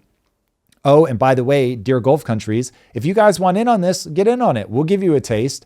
They want to make sure that they control it. Why do they want to control it? They want the U.S. out of the region. So they want to isolate Israel. They want to become the ones running the area. And guess who, by the way, they put in charge of this growing coalition? The Pakistanis. Why the Pakistanis? They are both Islamic and nuclear armed. So now it's like, what do you think the Iranians are going to do if they can actually get the U.S. out? They're going to rebuild their nuclear program. And so this will all have been for naught. I mean, maybe we push back their nuclear ambition by a few years. But yeah, these guys are going to do their thing. And if the U.S. actually ends up backing out of the region, whoo, buddy, this will obviously have been just an absolutely catastrophic failure of untold proportions. It becomes our Suez Canal moment. We become a regional power in our hemisphere, and that's sort of that. And you're done and dusted. So that is certainly the track that we're on right now. Resident black pillar and friend of the show, Simon Dixon, said the real 5D chess was played by the GCC in Iran. They were working toward the same regional endgame all along, enabled by the Saudi-Iran normalization brokered by China and reinforced by the broader BRICS transition. The war was the theater. The regional realignment was the strategy. My followers have watched this thesis unfold since 2023. Follow the money. And this is, to your point, going back to the Iran and the Gulf states are set to hold talks. Conspiracy theory, disclaimer, stuff like that. But I do kind of think that there is something to Iran saying, America is on its back foot. We have leverage right now. What if we just cut the middleman out? Because our initial thing was Trump is doing all this for the GCC. And maybe Iran is like, hey, guys, we don't need it. We don't need America in the middle. Let me just go straight to the source and negotiate a better deal. Like, could we get cut out? Do you see a possibility of that actually happening? Or is this just speculation in your opinion? Let's use this. Let's use game theory as an analogy. Mm-hmm. So John Nash does this really famous breakdown that ends up becoming game theory, which is, all right, you're at a bar and you see a bunch of attractive women. Which one do you go for? Do you go for the most attractive, knowing everybody's going to go after her, or do you go for one of the other women? And it ends up being wiser for you to go to one of the women who are less attractive, that you're more likely to be the only one to go after. The reason that that analogy is so useful here is that you're looking at your options and you're thinking strategically through, okay, what happens if I make this move? What happens if I make that move? Mm-hmm. If you think of the GCC nations as, I'm just trying to get laid. And it's like, it can be the US, it can be Iran and a regional thing here. Doesn't really matter. So if the US had come in and shot their shot and won, backed Iran down, regime change, take it over, it's the next Venezuela, then the GCC would have been like, we love America the most. You guys are so dope. Like, this is rad. Normalize relationships with Israel. Cool. We're good. We'll move forward with that. If, on the other hand, America comes in, shoots your shot, you fuck up, Iran now takes over. That's why midstream, they went from, yeah, we could take off whenever we wanted to. No, you can't take off. Okay, well, yes, you can. Because they're like, fuck, who's more likely to win? I don't know. But they're going to have a plan A for America wins. They're going to have a plan B for Iran wins. They just want to make sure that they're on the side of whoever wins. And so once you understand how utilitarian all of politics is, all of these great wars are, not that this is a great war, but a war. So at the end, people are just like, okay, this is a new world order. Cool. Then I'm going to go do that thing.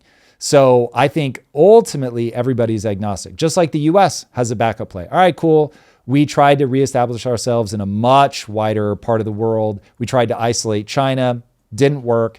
So now we're going to go back to being a regional power. But by the way, we're going to be wealthier than we were when we went into this. We're going to scale back our empire, which would be really good from a capital perspective, be fucking incredible. I think there are complexities with Israel, but even that, like, I think it's going to be tough for Israel to hold on to an America that's pro-Israel for much longer.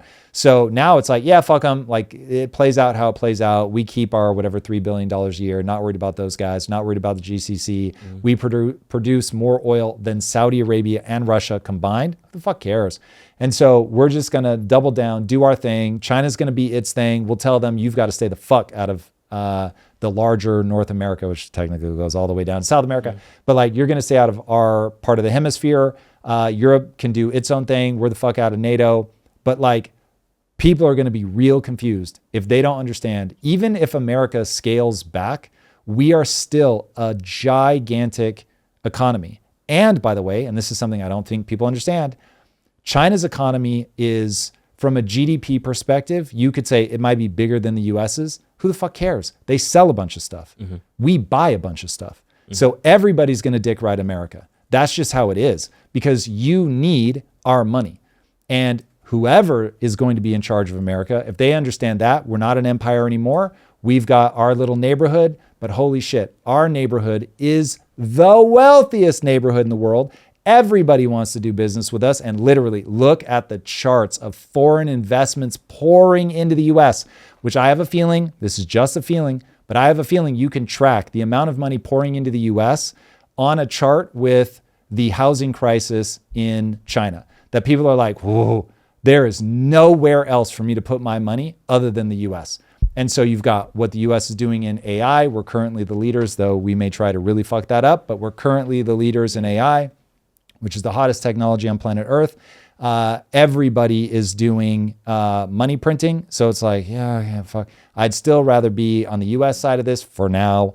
And so as Japan destabilizes, China destabilizes, Europe destabilizes, the GCC destabilizes, America will have to retreat back to its own little space. But America retreated back to its own little space will still be ridiculously wealthy. And by the way, if we actually stop being dumbasses that outsource everything to China and we start manufacturing in America, now we can get back to a thriving middle class. That's an oversimplification, but it gets you directionally correct. You can look at the data. What weakened the power of the American worker is largely, it's like 34% just straight up globalization. But there's something to that, though, because I think when we look at this chart of international investment, we're high-fiving each other like, yes, we have a bunch of capital inflows, the stock market's at all-time highs and things like that. But is this just the same phenomenon, but instead of China taking our jobs, now they're taking our capital? Like, I'm not saying taking our capital, but it's literally the opposite. They're icing Americans out of the stock market because it's overpriced. It's not how the stock market works. So what they're doing is they are funding companies. Those companies, if they're smart, and we don't do dumb shit like taking stakes in companies and then telling them what the fuck to do and what company to work. The way that the stock market works is, yes, it's a vehicle for everybody to get wealthy, but it's also a way for the smartest people in the fucking world when it comes to being entrepreneurs to aggregate capital and build new shit. So the only reason that Elon Musk has been able to do what he does is because of his access to capital. Now, we have been going in a private capital direction for way too long. That's terrible. I don't like to see it. I'd much rather see us in the public phase so that broader spectrum America can participate in this more. But just setting that aside, when you're taking in the capital, yes, there's going to be inflation of assets. There's no doubt about that. But if you get new companies being formed all the time, because you've got a dynamic ecosystem where some companies go out of business, you're super Hawkeye watching for monopolies that have unjust moats. If you're avoiding regulatory capture like the plague, now you'll have a very dynamic industry, and you want as much money flowing into that as you can possibly get, especially given that we, like our thing, America's thing, is financializing everything. And so the big problem that we have isn't necessarily that we financialize everything, though I desperately want us to get back into manufacturing in a big, aggressive, huge way. But the big problem we have is we're not teaching people to get into that part of the economy. Yeah. We love, by we, I mean the fuckhead elites, the politicians who are either too dumb or too sinister to understand what's going on. For sure, the bankers know exactly what the fuck is going on. But once we get out of deficit spending and doing the death spiral of money printing and using inflation and siphoning the wealth from everybody and feeding it back only into asset holders, if we either stop doing that or we make everybody asset holders, then you're in a much better position. So much of this problem goes away. Like, let me just paint a picture of Japan for you for a second. Okay, everybody. We dropped 2 nuclear bombs on Japan, okay? 40 years later, they were the richest country on earth. 40 years later. And that wealth was spread across Japan so widely they were just balling, dude. Mm-hmm. They were fucking traveling everywhere in the 80s. If people didn't grow up in the 80s, they don't understand. Like there is a song, God damn it, I forget which song it was. California Girls, I think, by Van Halen. Mm-hmm. And the video opens with a bunch of Japanese tourists taking pictures of everything. That was like memes before there were memes, was Japanese tourists just taking pictures of America, because we were just like a destination for this country that was just radically outpacing us. Yeah. Anyway, so that's what it looks like when you really get people involved in the boom, if you will. Now their boom wasn't stock market. Yeah. But when you get people involved in that boom, which if we're going to financialize everything, you've got to get people involved in that boom. When you spread it around, it's just good times.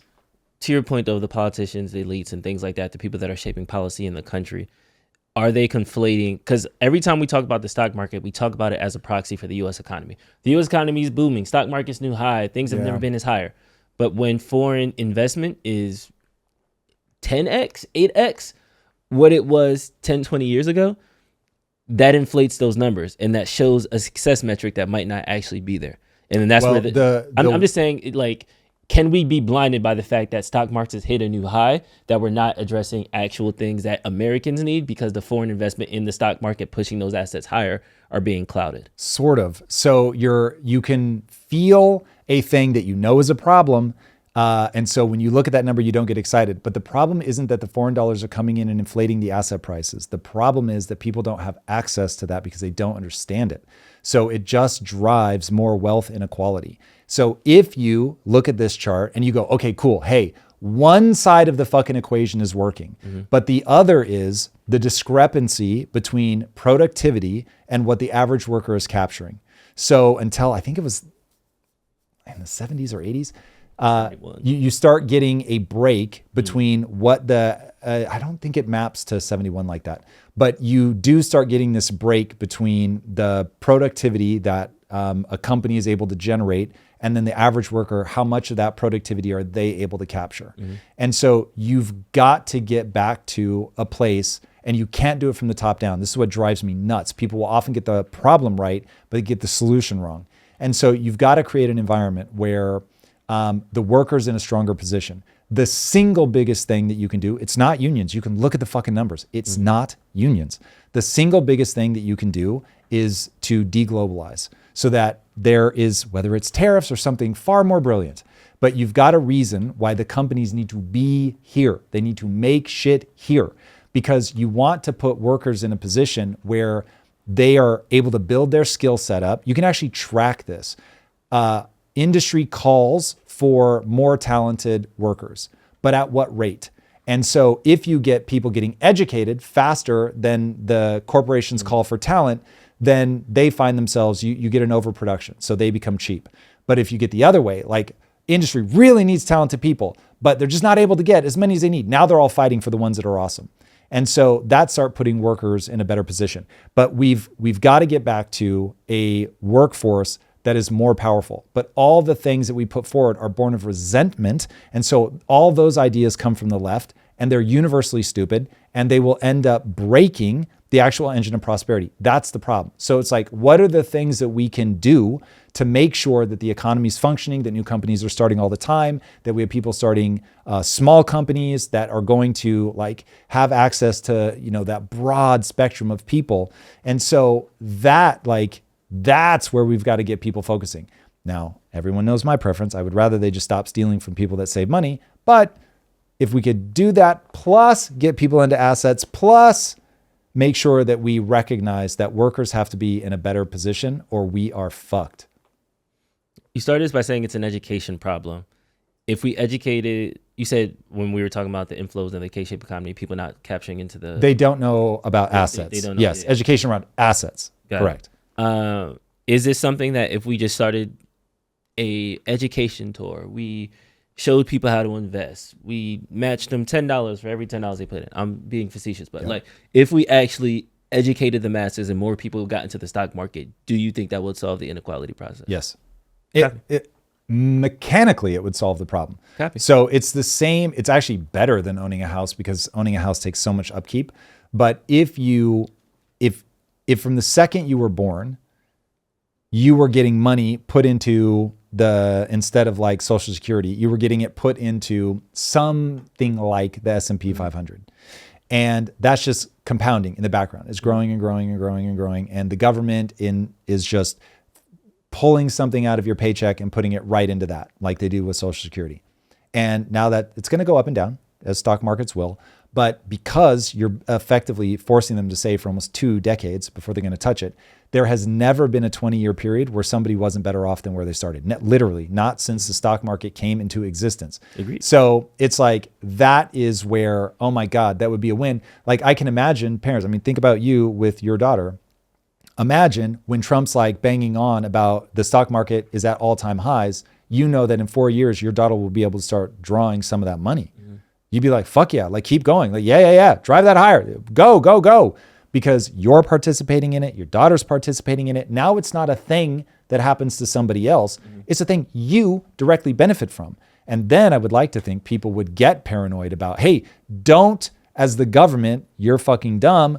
Don't as the government decide what companies are going to succeed or fail. I don't care. I'm invested in an index. So I don't care which company is successful. I just need a company to be successful. In fact, I don't want you putting me into individual companies because I don't know if they're going to survive.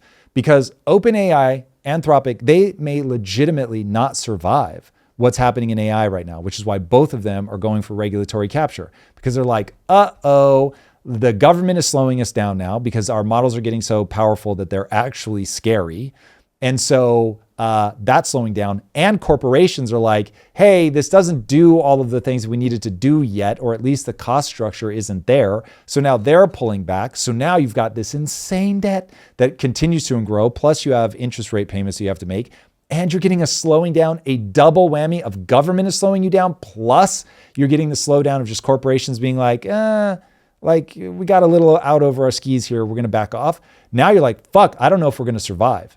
And so even though you may have built all the infrastructure and done all that, it might be the next round of companies that are going to take advantage of that. We want to make sure that kids are in on it and that they don't care if it's them or the next person. If you roll off and the next person comes in, great, so be it. Now listen, trauma like that will take a very long time to recover from. So people need to be very honest. Getting in the stock market does not mean you don't need a job. And it doesn't mean you should be thinking you're retiring at 18. It should be you continuing to put money away in that. But you have that emergency fund if you need it. Ideally, you let it ride until you retire because by then, god damn.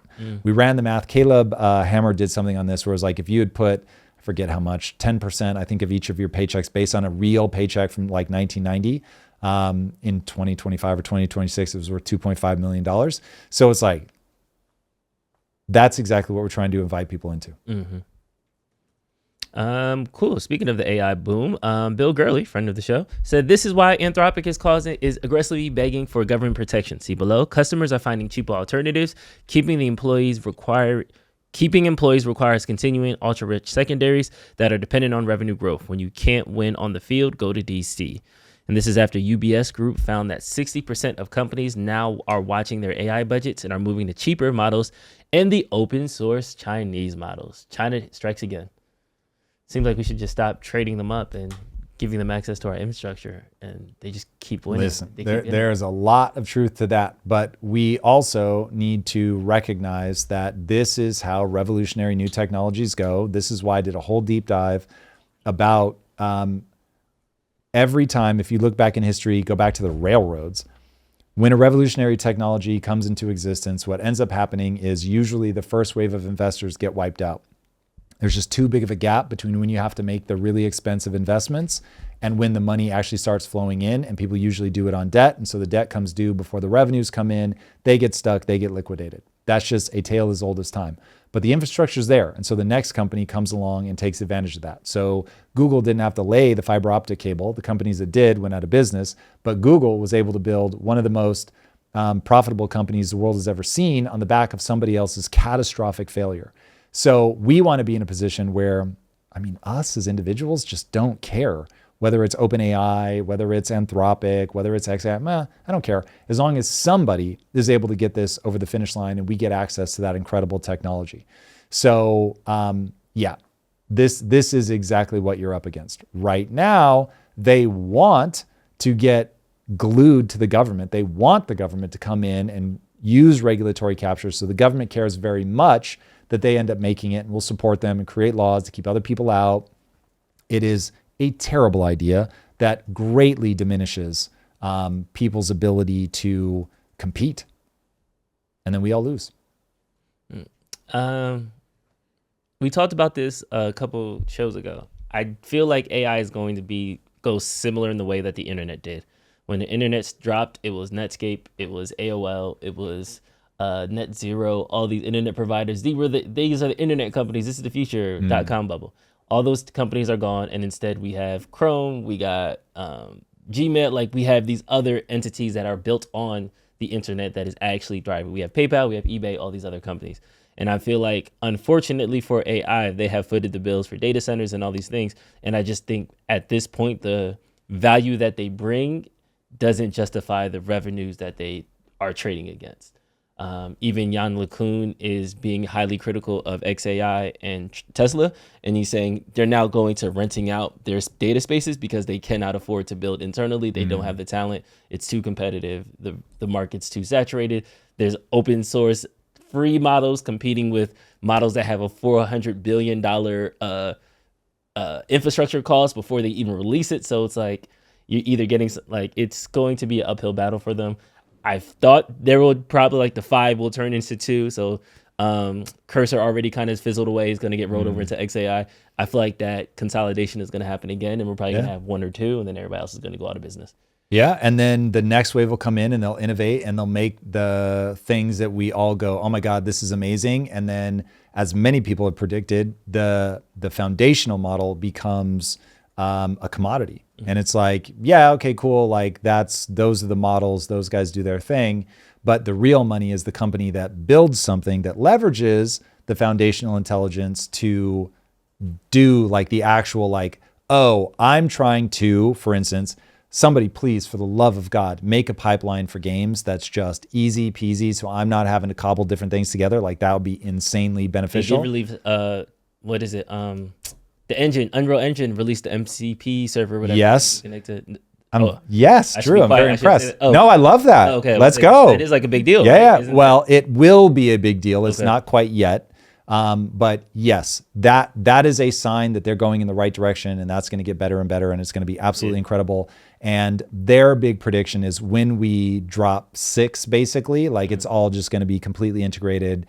AI will do a ton of the coding for you, but it can theoretically now allow you to update blueprints. It's a little shaky for now, but I expect that to get better over time. And I think ultimately AI will make game development effectively trivial from the technical side, which is phenomenal, but we're not there yet. But anyway, it'll be people that do things like that. They build an interface layer where you don't have to even know or think about what are the control weights and all that kind of shit. It's like they make this kind of thing just, like, really seamless for the user. You tell it what you want and it gives it to you. And when we do that, which will probably be on the back of a lot of people losing a lot of money because that debt will just go bad, that's where it gets scary because of 2008 practices. I don't want to drag us down that rabbit hole, but just know there's a rabbit hole there. But that's where this will all, I think, play out wonderfully, but it's not going to be an only up phenomenon. Like, there's going to be brutality between here and there, which is why don't over-index on any one company. Don't over-index on any one industry. Like, make sure that you are well diversified. I know that's not sexy, but ooh, buddy, getting the timing wrong is the same as being wrong. So be careful. Here's the line, the Jan LeCun quote. XAI is kind of a failure, frankly, because the founding team has left. Or was fired. There's some uncertainty about this. And Elon is now in a position that it's very, very difficult for him to kind of hire top people in AI because he's kind of, not behaved in sort of very good ways toward the previous team. So now he's got this huge infrastructure which he rents to other people because that's the only way he can recoup the cost. So All right, now these two have clashed on, because if you guys couldn't hear the beginning of that, he was saying XAI is kind of a failure. So these guys have clashed on X before. So I imagine he's maybe a little too eager to see Elon fail, and maybe unwise at this stage to bet against Elon. So I'd be a little bit careful with prognostications that he's not going to be able to do something. Elon approaches things like an engineer, and he'll, I think, be able to attract talent. So he said that they built the infrastructure the wrong way from the team perspective. So he didn't get what he thought he needed out of the team. He's shown before, whether it's with X, whether it's with Tesla, both places he did the same thing. And then he rebuilt them better than ever. So anyway, remember, Elon only gets paid if he pulls off effectively the impossible. So I doubt very much this is a guy that's just going to sit on his laurels, and his track record is, quite frankly, unparalleled in human history. So anyway, I'm not one to bet against him yet. Okay, I'm looking to pull the actual footage, but it hasn't been released from the manufacturers of GTA 6. But allegedly, GTA 6 has surpassed 39 million copies in pre-order. It comes out in November, 5 months before it drops, and it's generated over $3 billion in revenue. The estimated ticket was 1.5 to 2 billion to cost, so they already made their money back. And it hasn't even dropped. And no then DLCs, and then no some. pay to play, nothing. Sheesh. Two tack-ons to that. So the source was a French retailer, which is where that number comes from for context. And the other thing is, it's probably higher than 3 billion because there was a independent gaming group that a lot of the gaming community follows online, and they did a poll of which version of the game are you buying, because there's the $80 version and the $100 version. And overwhelmingly, I think it was like 40,000 people voted, and it was 80% $100. Whoa. Everybody thought it was going to cost 100, so I was like, well, that's the theory right now, is that the $100 version was the original game, but they were worried about the backlash to $100, Right. so they locked some of the content behind a wall, put it in the Ultimate Edition, and then made the $80 version. So that's the working theory right now that the community is working off of. did you pre-order? So I'm waiting because it's only digital, so that's a whole other conversation with it, is I'm just going to buy it the night before. They said they are going to do a physical game. It just Yeah. won't come out, I think, until after release. Which they haven't confirmed it, so that physical thing could still just be talking about like physical collector's editions with the code. So we still don't know, but I'm hoping it is the disc because I'm gonna buy it at launch just because I don't want to wait. I've waited 13 freaking years, but you know, it's just crazy. It's very really crazy interesting. number. What's really fascinating is that their stock price dropped. So on the back of rumored $3 billion, already profitable, and people are saying that the reason that the stock price dropped was because they expected the base game to be $100, and they felt like they were leaving a ton of revenue on the table. So it's very weird to me. You've got a company doing that well. People are that excited about it. It made that much money already 5 months out. It's so crazy. But nonetheless, people apparently had already priced in that it was going to be a $100 game. And when it wasn't, they were not happy about it. And so the stock dropped. It'll be very interesting to watch to see what happens there. There's so much turmoil in the gaming industry right now because costs are absolutely outrageous. If we have any fellow Destiny players in the crowd, I played Destiny 1 and Destiny 2, but Bungie just basically lost the plot. And so they lost all of their player base. But now Destiny announced today that they're doing a bunch of layoffs, and there are people behind the scenes saying, hey, listen, I'm a Sony insider, and I'm telling you right now that they are going to make Destiny 3, but they've got to get their cost structure in order. And so this is all rumor, but supposedly they're going to reduce their costs, build an AI pipeline, and then start down the road of doing the game that theoretically everybody wants them to do, which is Destiny 3. So it'll be very interesting to see, obviously, what comes of the games industry right now. There are so many people in the industry that are just violently opposed to AI. It's pretty wild. And yet it is so obvious that AI is the future of gaming. I just cannot stress this enough. Somebody was asking me, so I did a post and I said, I've built these mega factories, built them out, and I've also built a video game. And building the video game was harder than building out the manufacturing sites. And so people were like super weird, like, what the fuck? And the reality is, when somebody asked me, okay, why is it so hard? if I just explain to you just the animation, which is like really ultimately a pretty small part of the game, just the animation, you've got the concept art, the 3D model of the character, the rigging of the character. By the way, those are all 3 different people. You've got topology, you've got, so the total number of polygons, the triangles, as people will often say. You've got like the human artistry side of just making it look interesting.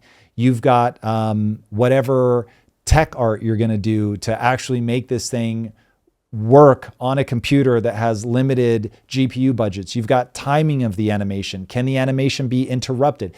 I mean, and many more things. That's just the animation. Game development is so technical. It is far more technical than most people realize.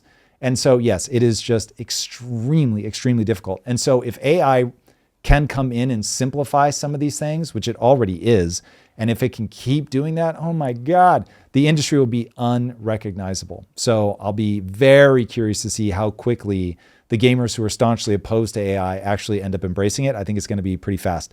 Now, I don't know how many super chats have built up, but we should leave ourselves time because I want to make sure at the hour we can switch over to the reacts. I've got quite a bit. We'll start from the top. Quark says, what did you think of Mark Carney saying Canada is a mosaic, not a melting pot? It's suicidal. That's so stupid. He is somebody that prescribes to the idea that diversity is our strength, which is dumb. Diversity is very much not your strength. You have to find a way to overcome the diversity in order to move forward in any sort of coordinated fashion. I do not know how people get to the level that he's at without a fundamental understanding of the mechanisms that make a country work. Like, that is ridiculous. It's ridiculous. So you want a team of rivals in the Lincoln sense, where there are people who think differently than you. But if you do not have shared goals, if you do not have a shared value system, if you don't have a shared sense of identity, you're toast. You're toast, man. So yeah, I don't get it. Look at India and Pakistan. Look at Israel and Palestine. These are diverse, man. Boy, oh boy. And they kill each other dead. So I don't know what the fuck people think with stuff like that. It's completely asinine. JW Man says, love the show, and it wouldn't be the same without Drew and Ryan as, in parentheses, mostly winky face, thoughtful foils. Do you think the videos of World Cup fans experienced in the U.S. will help some of the DSA folks realize how blessed we are to live in the U.S. at this time? Nope, not even a little bit. Once you understand that Marxism, Leninism, socialism, communism, whatever word you want to use for it, it requires resentment. And so to push that agenda, no matter what words come out of their face, it is an ideology born of resentment. It is about confiscation. It is about breaking. It is about tearing down. They have no love for America. You're going to see that more and more and more. And unfortunately, all the evidence in the world presented to an elite who feels like they have not been given their just desserts, they're not going to have it. And they're going to keep moving in that direction. Some of them are doing it knowingly, and others of them really are just lost in the emotion of it all. And so they say words that make them feel better. They say words that make them feel like they're fighting for the small person. But in reality, it is confiscatory. They always turn on each other.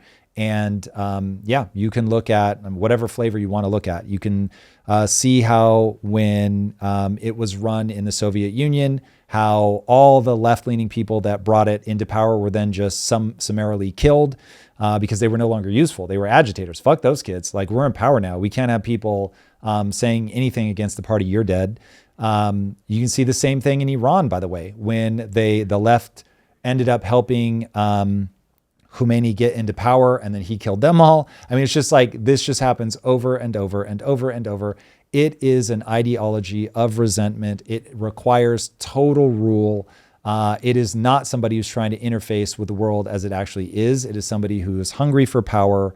And once they get it, they will use it, and they will clamp down on everything. But because it is not something that acknowledges humans are selfish, and we need to create space for them to innovate, for them to succeed, for them to reap the rewards of their success. If you can't do that, you end up doing what the Russians did. This is really fun. So they capture all of that resentment by saying, to Drew's point, that this isn't about race. This is about class. And so you need to really grab your identity as I'm oppressed. However you manage to find your way to that, great. And so in Russia, it was, if that guy has more cows than you, you're being oppressed by him because that's an unequal outcome. In Cambodia, it was that person has glasses. They're more educated than you. So in Cambodia, we kill people with glasses. And in Russia, they literally killed the kulaks, the ones that were better at farming, and then they starved to death. That was the outcome. But that's what happens when you have that kind of ideology. So I wish that some reels on TikTok or Instagram were going to convince them that, no, come on, look how really wonderful and beautiful this place is. It's way too late for that. That's not what that ideology is about. M. Boomba with the $100 super chat. Damn. Thank you. Super chat. Shout out to Boomba with the $100 super chat. Appreciate you. Thank you for that. Hi, Tom. The theory of constraints. Logical thinking tools are used for building cause-effect logic maps. In a way, assumptions can be surfaced and challenged. Do it or not. ZTF alumni and founder, community member, 18 months. I appreciate you, your team, and community. Wow. Thank you, man. Thank you for being a part of it. That means a lot to me. You know how fiendish I am about creating an entire generation of founders. So I am always super honored that people take that program and give me a chance to help in some small way. Ultimately, obviously, you guys do all the work. But am very honored. So thank you. Justin Poland says, shout out to my daughter, Isabella. We are traveling to San Antonio next week for high school FBLA Nationals. She placed first in Arkansas a few months back. If you could wish her luck next week, that would be amazing. Love you all. Oh my God. So first of all, I think this is the first time that somebody has used the live as a way to send a message to their kid who presumably is also watching. That's incredible. So yes, best of luck. Very excited for you. That's incredible. I hope it goes very, very well. And thank you for being a part of the crew.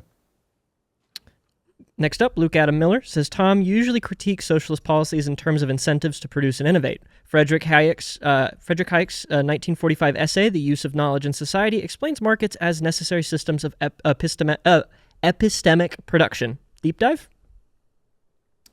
That deep dive would fail, but that's really interesting to me personally. Drew knows all too well. Like, I don't know how you package that one up. But yeah, that's very, very interesting that it is a factory for truth. That makes sense. I mean, you're making ground truth. That is why top-down price controls don't work, because you lose the truth signal from the market that says this is what this is actually worth. Now, what you think it's worth, what the market en masse is telling you it's actually worth. Yeah, never quite thought of it like that, but that's very interesting.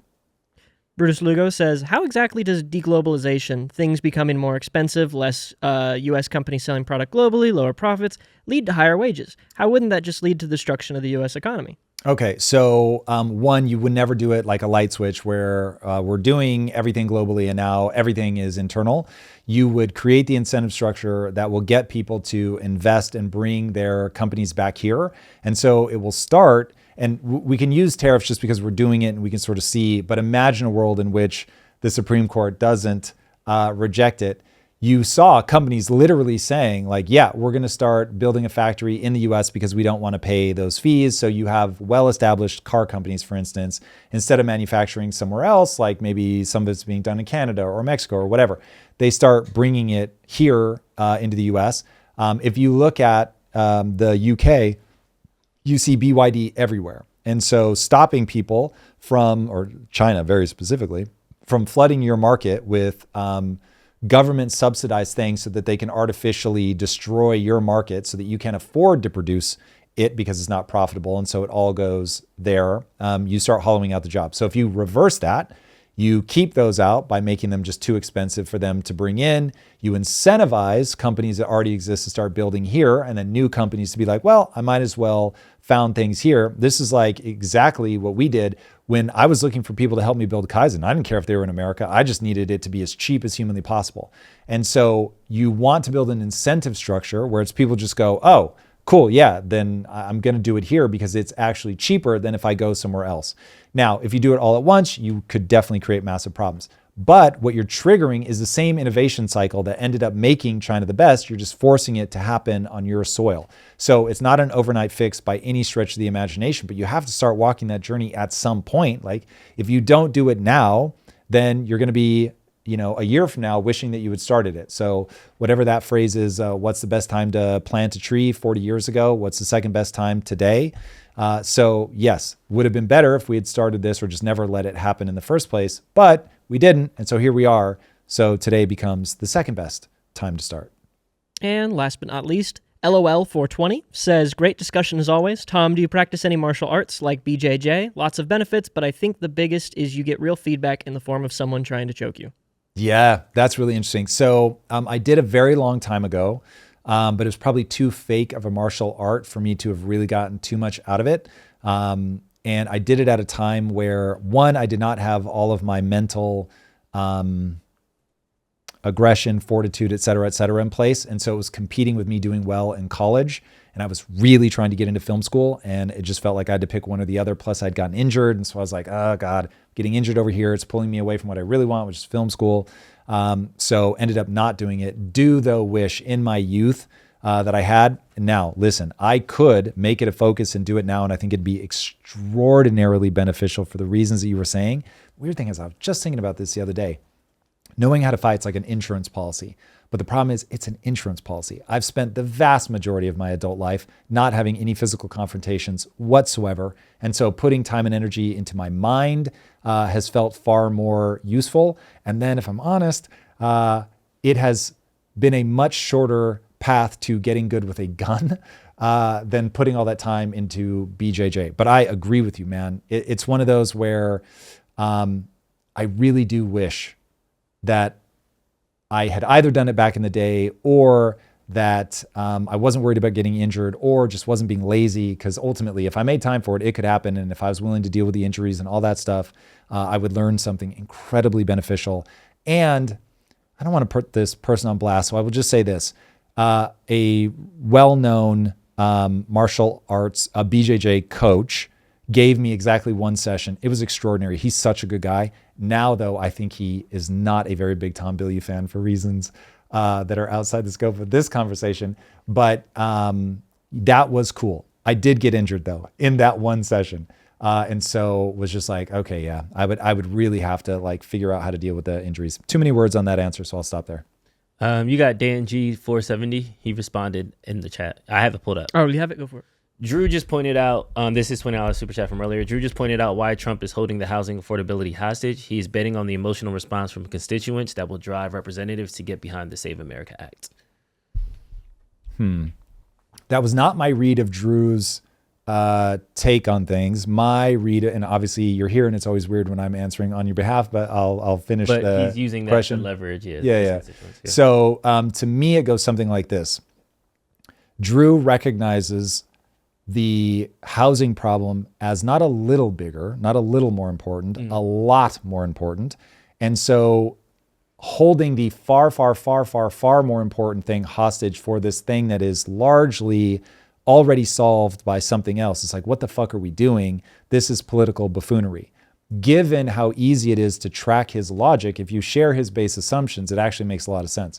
So it's only when you disagree with his base assumptions that it's like, well, I think there's something to argue about here. So that's where I go. If somebody okay, for instance, Gary's economics, the number of people that come to Gary's aid, I will just never understand. If you have a video that you want to link me to where he actually walks through the logic, I'd love to see it. But what Gary does is, in the majority of his content, maybe there really is good stuff and I just haven't seen it. I'm super open to that. But in all the stuff that I see, Gary terminates because he'll give you a couple beats, but when you point out, hey, that logic doesn't make sense and you break cause and effect for this reason, which Daniel Priestley did extraordinarily well when the two of them went head to head on Diary of a CEO. This is not me guessing. This is me having watched it play out. And Gary would just hit the eject button every time Daniel was like, but it doesn't work like that. And Gary would go, fine, yeah, man, sure, bro. Just keep doing that and see what happens. And it's like, that is emotion. That's not a sequence of logic. So what I want to hear from Gary is, hey, he just brought up a point. So what's your takedown of that point? So for instance, I couldn't re-find it, but so we did a Reacts video, which is great because it ends up attracting people that aren't already in our audience, but that means that they hate everything that I'm saying, which means that when I have time, I can go in and like find out, do I actually have a rebuttal for this argument? Some I'm going to, some I won't, which gives me a great jumping off point to go, oh, am I wrong about that? Let me go look it up. Anyway, one of them was about, they said, Tom, you're never going to address why things were better in the 50s and 60s, which he was using it as like a gotcha. So you're not addressing the real problem. You guys know my arguments. Tom, you're not addressing the real problem. I know because the top tax rate in the 50s and 60s was 91%. And so, you won't address it because you can't. Now, here's the problem. It's very easy to address. And I'll address it now, but I want to nest it in. What I'm about to do is exactly what I want to see Gary do. And I don't see Gary do, which is, okay, cool. You've pointed something out. There was a top tax rate in the 50s and 60s when the economy really was booming. And so now the question becomes, was that causative? Was the economy booming because we had a 91% top tax rate? And that can be verified. And so you just go back and look. And the reality is top tax rate was 91.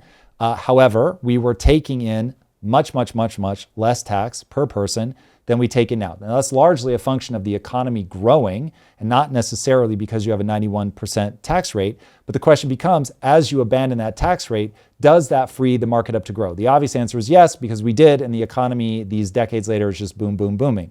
Now, what was going on in the 50s and 60s that was extraordinarily powerful? One, we were inflating our debt away, right? Something you would think I would just be radically opposed to, but it's part of a beautiful deleveraging. And when you do it well, it works just fine. So they used yield curve control known as financial repression. And they actually inflated their way out from that, 125% debt to GDP ratio.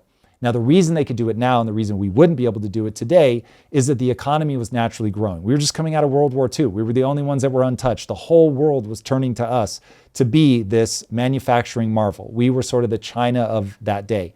So you're financially repressing people, you're inflating the shit out of them, but the economy is actually growing more than you're stealing in the inflation. So in real terms, the average worker's wages are going up. So this is not because you're taxing at 91%, that wasn't the causative reason for the economy to be booming. So there were other things that were happening. And the one that I just want to see people really pay attention to is the worker was more empowered. They could negotiate better. They could get better pay.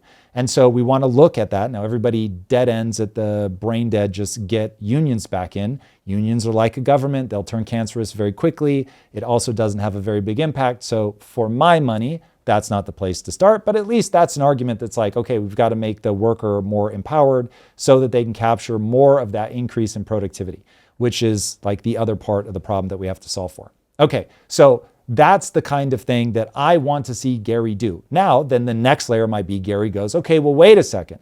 I don't think that you're clocking the data right on the unions, and I do think it's the unions. Okay, Gary, cool. Let's go through it. There's two camps. Camp number one says it has had a bigger impact. Camp number two says it comes out to about 1 or 2%.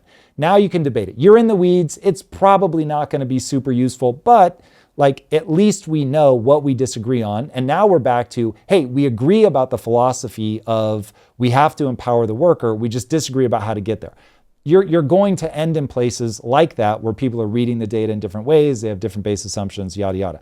That's perfectly fine. That's super fruitful. Here's the base assumption. You believe this. Here's my base assumption. I believe that. Now the audience gets to make up their own mind. But when somebody taps out and they start appealing to it's no longer about cause and effect, and it's just an emotional appeal, which again, I will ask you guys all to be clear in your mind. Someone can emotionally present cause and effect. That's not the same thing as reasoning from emotion. Okay, what I'm saying is Gary reasons from emotion. This thing is the right thing to do because it feels right. It seems self-evident. This is what people want. I don't give a fuck if it's what they want. What works? I know where they're trying to get to. Is it actually going to take them there? Is it actually going to make their life economically better? Will they will they actually be able to afford a home? Will they be making more money in a year than they are now? Will their kids likely make more money than them, 20 years from now? Those are the things that are real, tangible, and measurable. And I'm saying he routinely ejects out of that. And that's where man, we're going to talk about Chevalier and the DSA in minutes. So that's where I'm like, they just fucking tap out. They just say words that are emotional, meaning it's about hope. We want to do cool things. We've got to protect the integrity of people. What the fuck? What does that mean? What are you going to do as a matter of policy? We're going to freeze rents. Okay, cool. Now you've given me something where I can walk through cause and effect. I can do a historical analysis and say, hey, has anybody tried this kind of thing in the past and does it work? All right, should probably stop there. I got one more super chat. Drew, on your end, does it show a message because someone replied like there was, but on my end, it just says the amount? Yeah, same. This is Caleb T357. Thank you for the $100 super chat on a Friday. Any advice on how to help a young teenage daughter navigate the world effectively? Drew, I'm looking at you. Tom, please weigh in as well. I respect and appreciate everything you all do. Let's go, Drew. You've got one. The best parenting advice I had was that you're not supposed to tell your daughter or your child how to walk. You're supposed to walk with them along the path, and you're supposed to guide them and give them principles so that way they make their best decisions going forward. So I know when teenage, the switch flips and it gets a lot worse, and it's a lot more intense in the way of the pushback and the the independent philosophy and the argumentative and stuff like that, especially with young women. But it's still grounded in when she was 8, she was in martial arts for 2 years. So that's how she learned respect and discipline. So the things that we did as she was growing up reinforced things. So now when she's going through her independent spurts, we can kind of use those historical examples to kind of calm her down and walk her against the edge.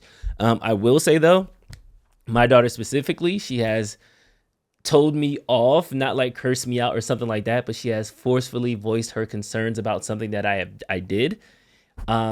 She's made jokes about me that made me like open my mouth and the group laugh and the table like riot. And she has overperformed in everything that she puts her mind to. So it's one of those things where you can't get mad when she's overly expressive, when she has an attitude, and then not be happy that she's also making an off-color joke that nobody prompted her to. So I allow her to have that space and that playground to play, but at the edges of those fences are those principles and those morals that we built earlier in her life. So yes, she's going to go to the edge of that gate, and yes, she's going to say something or do something that you might be the butt of the joke, or she might lash out at you, and then you start to go a couple levels deeper and you realize, oh, it's not that she's mad at you.